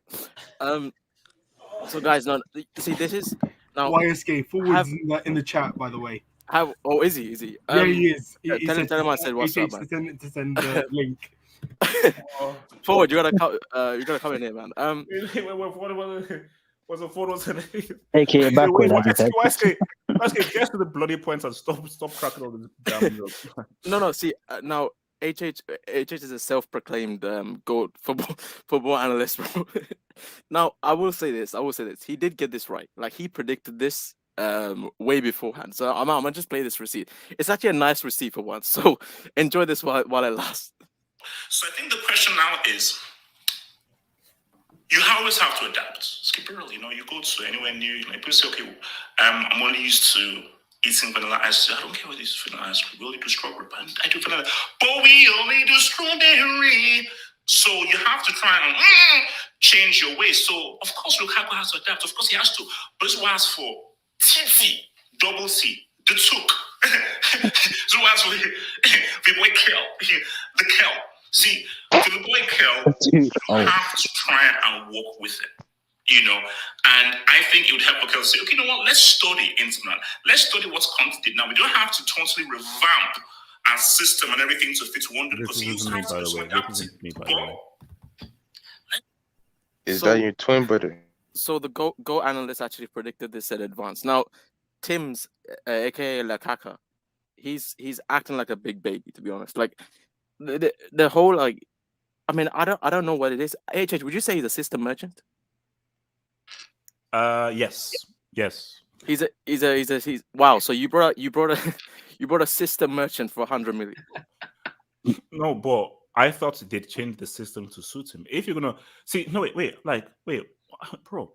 If you're gonna pay 100 mil for a player, and you've studied that player, and I'm just a regular analyst on YouTube. But I could have told no. Wait. Why are you being so humble? Why are you being so humble now? Why are you being so humble? You're the GOAT analyst on YouTube. Now, I'm just a humble analyst. The issue is you promised me 25 Gs. You promised me 25 Gs and a stat padding session this season against the quote unquote small teams. Now, either way, if he plays or not, I think you're going to get it in this game. Like I don't think it matters whether he starts or not. So no, but do you think Tuchel is right to drop him based on? Oh yeah, 100%.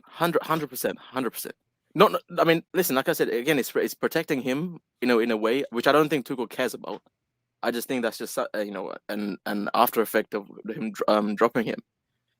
However, you have to set out a message. Like you can't have guys running. London Blues has a history of doing this. I will never forget the Mourinho mutiny. I will never forget that. That fat bastard, that Paella merchant, Fat Sad, was at the center of that whole thing, and I will never forgive that fat bastard for that. He got Uncle Mu out. He got my goat sacked. He the bastard. He got my goat sacked. The bastard. So, you mean the guy that was the best player in the World Cup 2018? What did he do? The Burger King ambassador. That guy. The World Cup's best player. That guy.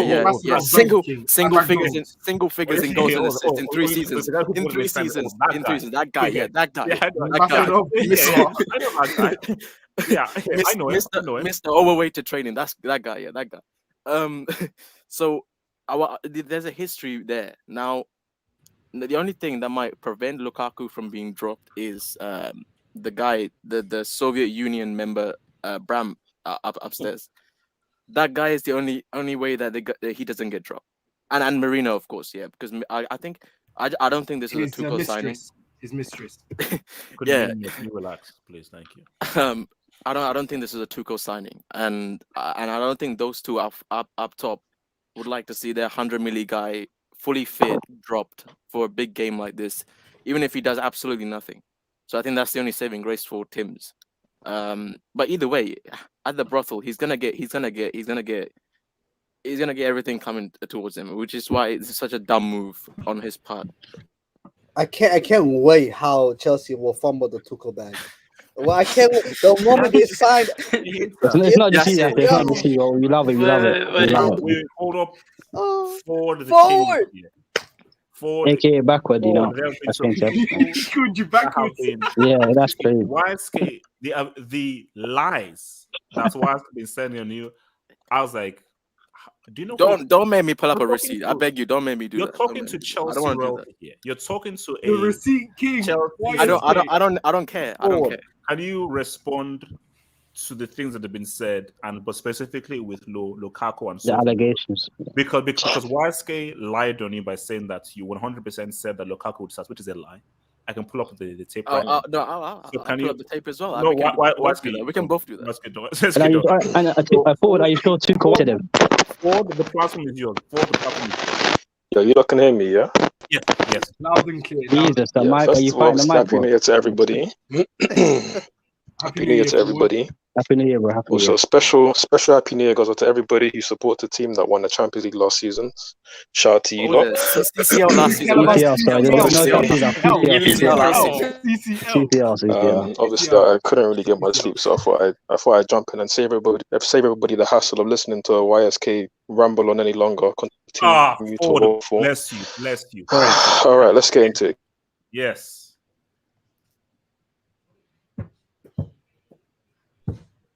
Let's get into it. Yo. Forward. Wow, that's a big moment. That's a big. Wait, drop the brick. Drop the brick. Drop the brick, bro. Not supposed to come then. He's still there. He's still there. Wait, left Can you not hear me? forward talk, man. Left forward talk. Yeah, we see you now. But that was a crazy pause. Now you're here. Ford, go for it. Go for it. Okay, yeah, I think there was a connection issue. Cool. So yeah, listen. For a start, when it comes to the whole should Lukaku be dropped thing or whatnot, like, I don't see the actual logic in the conversation of saying Tuchel should drop him. Like, where is the sense in that? Again, if you look at the situation with Chelsea right now, Havertz only just come back from Corona. Werner, who's terrible, is currently out with long COVID. Hudson-Odoi only just came back from COVID issue himself. Pulisic has been banned out playing for many weeks. Same thing with Mason Mount, etc. And our attackers generally aren't popping off like that. So why would you want to drop Lukaku? Yes, you can maybe want to send them a message. And obviously what he did, I'm not going to defend it because what he did was wrong. And I was very clear on that the last time I was on the show. But bear in mind that the media held on to this bombshell of an interview for a few weeks now. They waited for this time when they knew Chelsea were in some sort of crisis and going into these massive games against Liverpool, 2 games against Tottenham, Man City coming up as well. So it wouldn't make sense for now Tuchel to, now this news has come to light, to then drop him for these massive games, because that's almost giving the media a free layup, because then you're giving them more reason to create this drama. You give them more. No, Chelsea didn't know about the interview. That's the point. Tuchel said in his press conference that he didn't know about the interview. And also, again, I'm not defending Lukaku here at all. What he did was unprofessional and, quite frankly, almost like just inviting pressure, unnecessary pressure to the club. Because again, correct me if I'm wrong, doing an interview by yourself, which you've orchestrated, is a breach of contract, technically.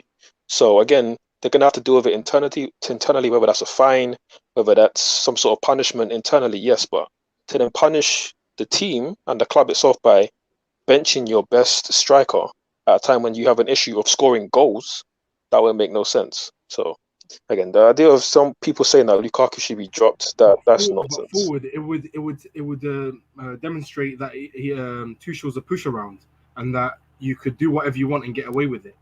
That's what's going to set. It's going to set a precedent. Like every other manager that came into Chelsea. Exactly, and it will prove that unfortunately you're being run like a circus. It really is, because time and time again you're just sacking managers. Not necessarily. I mean, I hear your point. Obviously, Tuchel does need to respond in some sense, right? So you can't just let this thing go unchecked. But there's ways of checking Lukaku that doesn't bat off your own nose to spite your mouth. Like, you don't drop Lukaku, you don't drop your main goal scorer, because if we lose this game, that's pressure on the club and pressure on Tuchel at a club where you don't get much time to ride the ship. Like, I'm not saying Tuchel's going to get sacked this season, but you don't want to invite that kind of pressure where all of a sudden people are talking about are you going to get sacked this week or that week? So why would you want to do that? What Tuchel should do is get Lukaku to come out with a statement. Let me land. Okay. Let me just land this point. My point is that Tuchel should just get Lukaku after this game to make some sort of apology or just some sort of interview just to clarify some of his comments, say that, it was wrong for me to come out during the season, blah, blah, blah, that. And that is fine.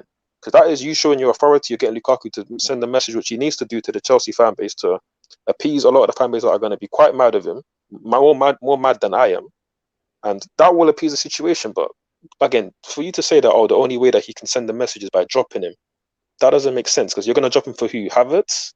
Or like that don't make any sense. Havertz isn't scoring goals. No, because my thing is that we just point out forward is saying is that if Lukaku comes out, let's say it's obviously too late now. Like this should be done like Saturday evening or like during the press conference. If let's say Tuchel, Lukaku both came out, the press conference, Lukaku was like, "Bro, and what I did was sorry.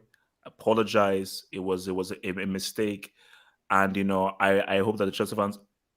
Then anybody who stays hating, then you're just a hater. So if you literally comes out and apologizes within a press conference, then it's all well and good. Because my thing is, I think I agree with her. You see, I see both sides. Because again, it's like the point that Hassan was making. This dressing room dynamics. Because if Lukaku starts and he's not fully apologized or he does not feel fully remorseful in what he did, it can mess up with the dynamics of the team. And then you're now leaning towards the players have the power and they can hold sway. Because I'm of the mindset of like Lukaku can't be dropped because Chelsea are just they're in too bad a situation for Lukaku to be dropped in that game against Liverpool. Because bro, look at what Tottenham are doing. Even look at what Arsenal are doing. Teams, the Wolves are out around Chelsea right now. Wait, so you cannot think, afford to drop anybody. next game, so you need to win. No, don't you think instead of apologizing, it's about your performance, bro? Yeah, that's what true. makes fans forget everything you said. It's about your performance, because even if you apologize and you have a horrible performance, they won't care. They'll talk about what you said. So it's just about. But they might not boo him to give the apology. They might not boo him to give the apology. If you don't apologize by the game tomorrow, they're gonna boo every touch, bro. And I don't know if Lukaku can handle that. But Hassan, like I'm gonna be honest with you guys. If all joking aside, I know I'm a United fan, and this is pure entertainment for me because I absolutely love the demise of Chelsea Football Club. Who doesn't? I literally go back to complicated Chelsea shows, videos, and I keep watching it because I enjoy it. I do. You're sick. I enjoy it. You need help. No. But HH, I'm gonna be real with you guys. I'm gonna be 100% real with you guys. This doesn't matter. This doesn't matter unless it becomes a problem. Unless Chelsea are losing, it becomes a problem. The moment Chelsea play against Liverpool and say they win, and Lukaku balls out, just like that, in the snap of a finger, all will be forgiven, all will be forgotten. We're fans. We're fickle. At the end of the day, this is yesterday news. This is yesterday news. Yeah, but Yasser, what if they don't win? That's the opposite. If they don't win and you drop the disaster class, that's the point. That's my point. If the winning is the best cure. It's the best cure. And this is all just paper talk and, just talk. It just becomes white noise. As long as you keep winning, it all becomes white noise that people forget. Wait. Can I speak on this as well? All right. Jamal and then Sulman, and then I'm going to take some notes and we'll have to do the preview. So Jamal, talk to me. Yeah, man. I mean, guys, I don't have long here because Happy New Year and guys, Happy Christmas. New Year, Jamal, bro. Happy New Year, Jamal, man. One man. You know these kind of things is in Caribbean, man. It's mad. So I don't have long. But yeah, HH, can you just bring up Fabrizio latest tweet on the whole situation? Yeah, bro. Because why I'm saying this, bro, I don't believe in voodoo. I don't believe in these things, but I think there's something wrong with Chelsea number 9, the number 9 jersey at Chelsea. Because bro, this has been going since Torres. You had Torres, Morata, now Lukaku, and there's others. Falcao, Higuain. Bro, this you have to baptize that number 9 jersey, man. Kesman. Yeah. And guys, they say Lukaku, they say he can talk French, they say he can talk English, they say he can talk all these kind of different languages. He can also talk stupidity. What are you talking, bro? Why are you saying these things? Bro, do you know you're at Stamford Bridge? Do you know what Chelsea fans are? Shout out Vice Cartel, man. This guy might need to bleach his skin. He might need to use some other cakes or something. For real. Because, bro, oh, this guy. No.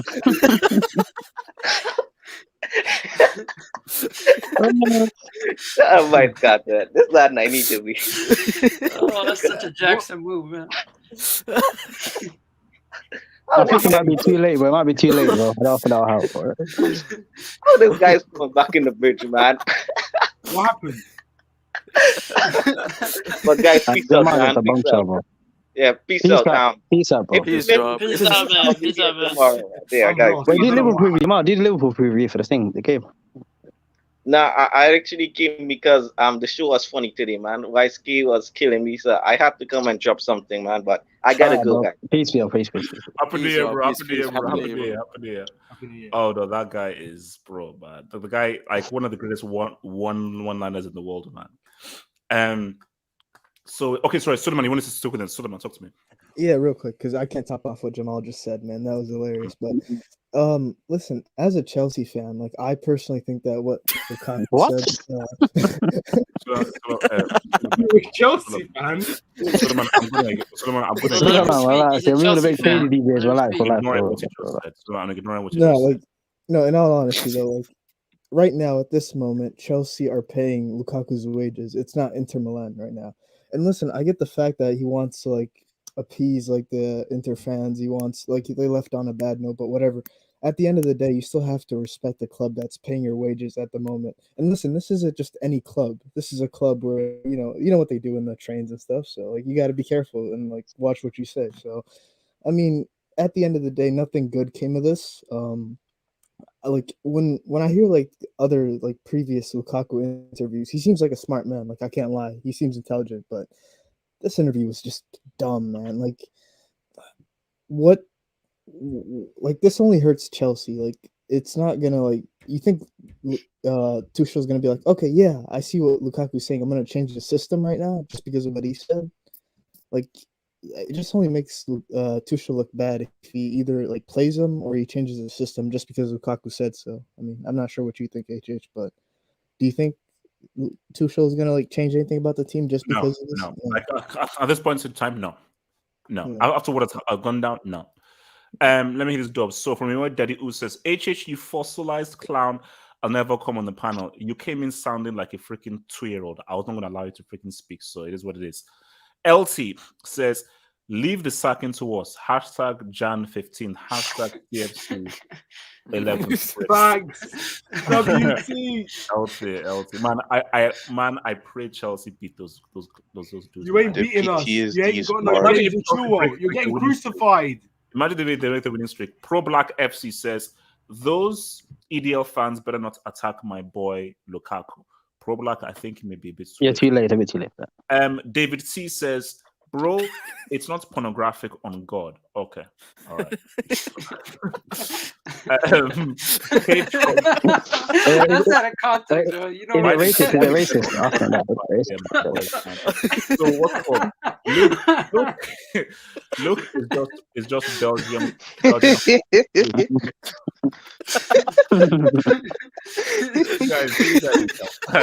He's not wrong, to be fair. He's not wrong. That's wild, bro.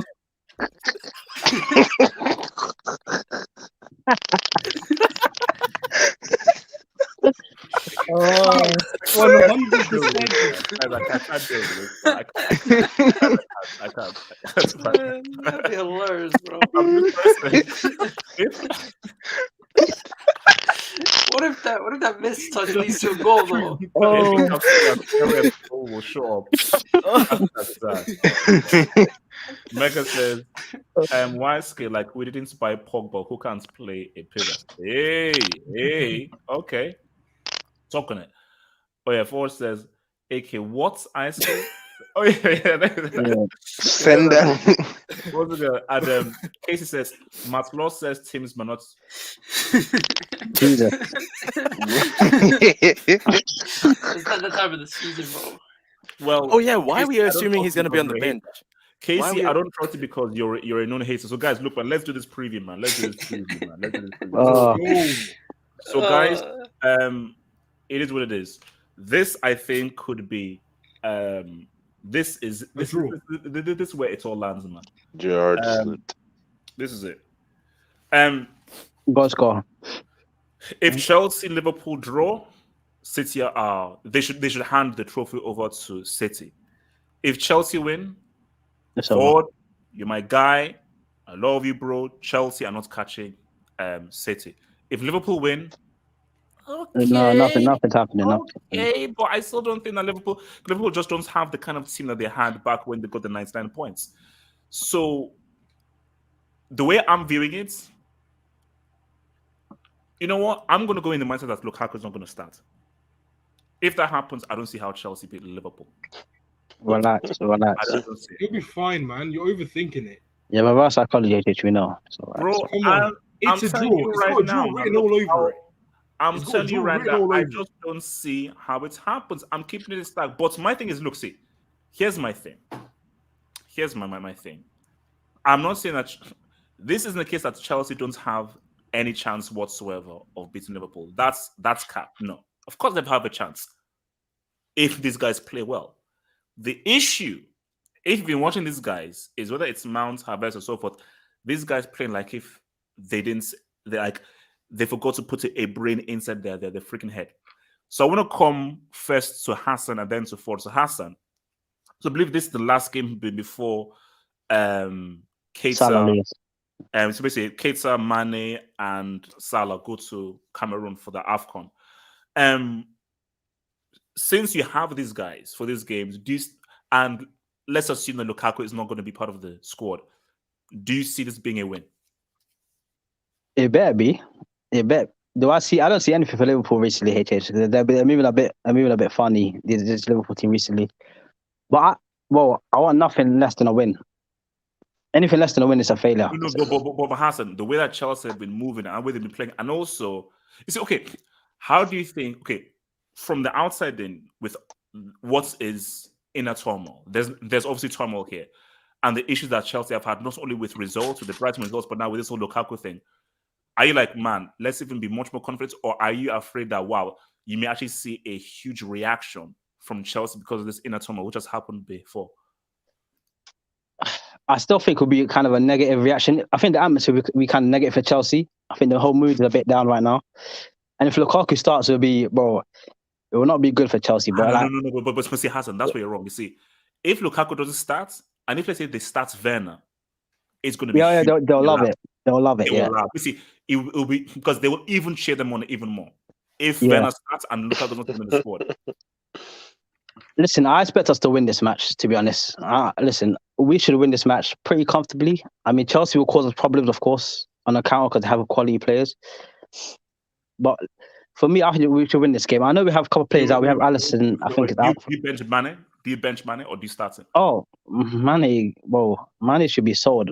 But you know, he's going to Afcon this January. So I would sell Mane if I could, but I said it, our best front three is Jota, Firmino, and Salah. It is. Mane is not good, bro. I know he's black, you gotta help the brothers out and stuff, but he's washed, bro. He's washed, bro. This guy's washed, bro. I would bench him. I know we have some players out with COVID. I think we have Alisson's out.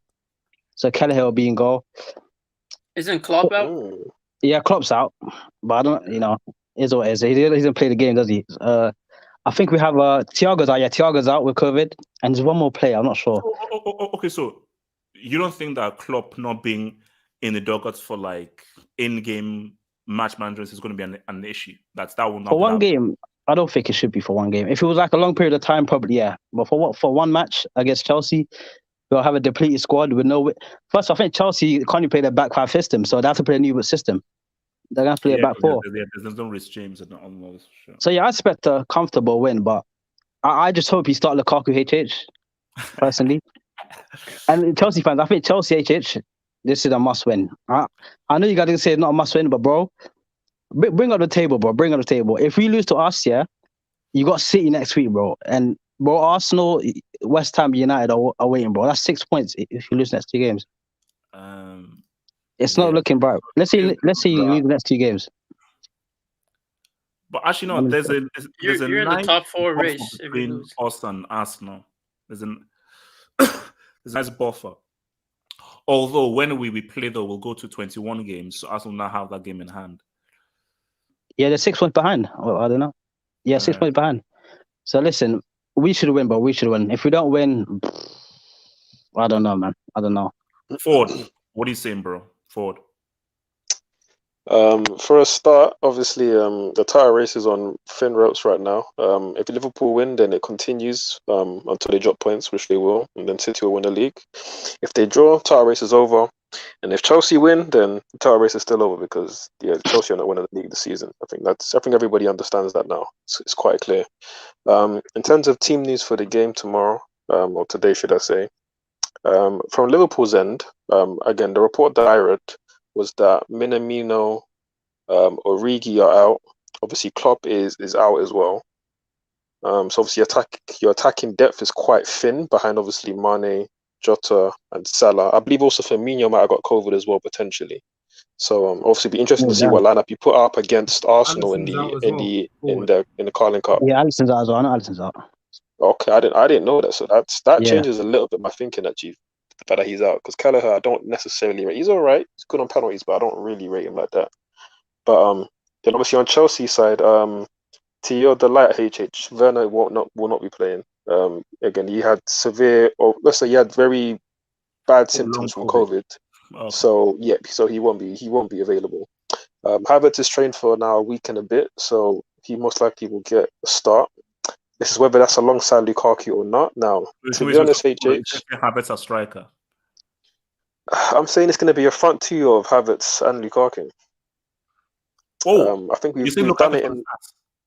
Yeah, again, I don't see the logic in Tuchel starting. No, it's not about logic. What do you think is going? So, what do you think is going? Because I know what you would do, but based on what has happened, do you think that he will still start with Lukaku? I think he still starts with Lukaku for again the reason that I mentioned earlier. Again, the media purposely put out this news now when Chelsea got into these big games. So Tuchel, even if if people even want to interpret it as it's undermining your authority, you still don't need to drop your best striker in your most important game of the season so far. It doesn't make any sense, especially for an interview that was done weeks ago. So no, dropping him would be absolutely stupid. So if Tuchel did that, I would have I'll be very disappointed in Tuchel, honestly, because he would just be bamboozled by the media. But so honestly, I don't see him being dropped. I see him starting. I see him being alongside Havertz up front, Mason Mount playing in a 3-man midfield, and honestly, my prediction comes down to whether Kante starts or he doesn't, because we all saw Jorginho's disaster class against Brighton. Obviously, it's a man that splits opinion. Obviously, some people call him the third best player in the world. Other people call him a fraud. Obviously, for me, I'm gonna just stick to obviously his recent performances. Which, again, back injury or not, I respect that you're playing with a back injury, but performances haven't been good enough, and his ability in transition, or lack of ability, should I say, in transition, is gonna cost you against a team that break as well as Liverpool. And again, seeing the likes of Bissouma just run past him, I just don't want to see that with Liverpool, because they will punish you in ways that Brighton couldn't until the 94th minute or whichever it was. So obviously Kante needs to start alongside Kovacic. Again, both are still only just recovering from injury or COVID, so not ideal, but they need to start if we're going to have any chance. And obviously not going to change formation. Again, I don't see Tuchel changing the system mid-season, even with all the injuries. I just think he's going to just try and put round pegs into square holes and probably play Pulisic as a right wing back, Alonso as a left wing back, and it's not going to be pretty. It's not going to be pretty. And even our defensive situation, like Christensen obviously came out of the Brighton game injured. Thiago Silva was injured in the game before against Villa. So, like, in terms of options there, it's looking very thin. It's looking very, very thin. Are we going to have to play somebody like Malang Sarr, which would then mean he's left centre-back against Mohamed Salah? I mean, dear Lord. Good Lord in heaven, help these boys. If we don't beat you, man, I'm going to cry. Yeah. Like, so that's the thing. Liverpool are very clear favourites for this game. Obviously, your record at Stamford Bridge isn't great, but again, you should beat us given the state that we're in. And that, yes, you may have players missing, Klopp's out, but like we saw with Arsenal against Man City, Arsenal still put in a good performance without Arteta on the touchline. So there's no reason why Liverpool, shouldn't be able to put up a big performance against us. So if Liverpool turn up, they should win. My prediction is going to be 2-1 Liverpool. So we'll see how it goes. So let's go up because my camera's about to cut off. Let's go around and just give score predictions. So I'm gonna say No reverse psychology. No reverse. I'm gonna say 1-0 Liverpool. 1-0 Liverpool. Hassan, what do you say? Score. 3-0 Liverpool. Woo-wee! That's never gonna happen, but okay. Suleiman, score. We'll see. Suleiman, score. I respect Liverpool, but I gotta back my team, Chelsea. I'm gonna say 2-1, and it depends on if Saul plays because Saul is undefeated. Suleiman's sick, man. He's undefeated at Chelsea. He's played 14. He's played 14 games. Real losses. Since Bas went to Europa League, Suleiman's changed, bro. That's true. He's like, actually changed. He's fully changed. What's it called? Continue. Score. 1-1. They're nothing. Come on. No, that's what you want to happen. Give a real opinion, bro. Female dog named Jurgen Klopp. They're nothing without that moaning. We got Fraudiola, man. Relax. We got Fraudiola, bro. All right. So what's it called? Abdul, score. I think tomorrow you're gonna see peak 2003 post-Iraq War terrorism football from Chelsea. Relax, man. Respect my country, Iraq. So I see. Oh, you're from Iraq? Continue. You're from Iraq? Yeah, I'm from Iraq. Big up Baghdad, bro. Big up Baghdad. Thank you. Abdul, you're alright. HH, you have a history with Baghdad, bro. HH, you have a history with Baghdad. Relax. You messed up. They ruined my country. Abdul, you messed up. Just give a scoreline and mute your I gave it a scoreline, bro. I said no, bro. Oh. What did you give? No, that's disgusting. Abdullah his score. You guys may call me crazy. Because Alisson is the most important player. Abdullah, can't give it. Let me lie. Ba Mohamed Salah. Alisson is the best player in Liverpool right now. So okay, Abdullah, score. Him not playing tomorrow, I'm gonna go 3-1 Chelsea.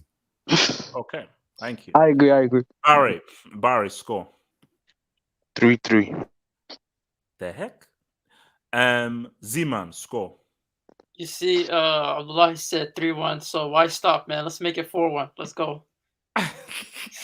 Okay, before I come to YSK, let me just get the door because I know YSK is going to say something that's going to annoy me. So let me just there's this door. Oh man, look what that's saying. What's it called? All right, no, we already did that. We did that. Who are gonna be Sadaka to Chelsea's Atreides? if you've watched Dune, then you'll understand what that thing means. And Tuchel Band Defense League says, what type of football was Arsenal playing? Boring? You're so witty, aren't you, bro? You're so freaking witty. Says, rest assured, Lukaku is back in my basement. That's like war tactics. Wait, HH, have you ever played CSGO or Counter-Strike? YSK, can you talk over this? Answer my question.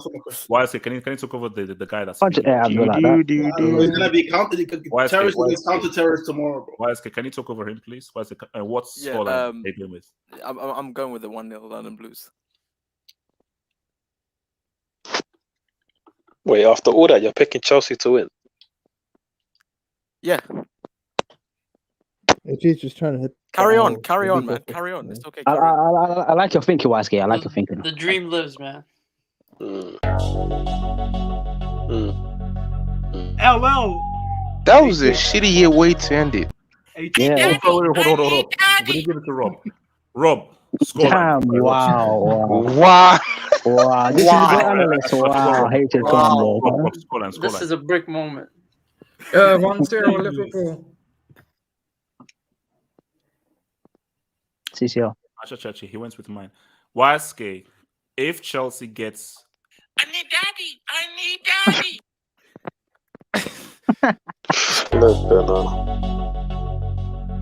Wow.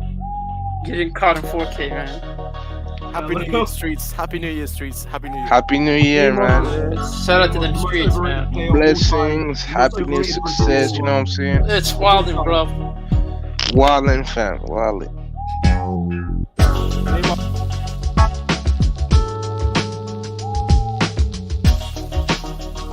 And Bobby Flop.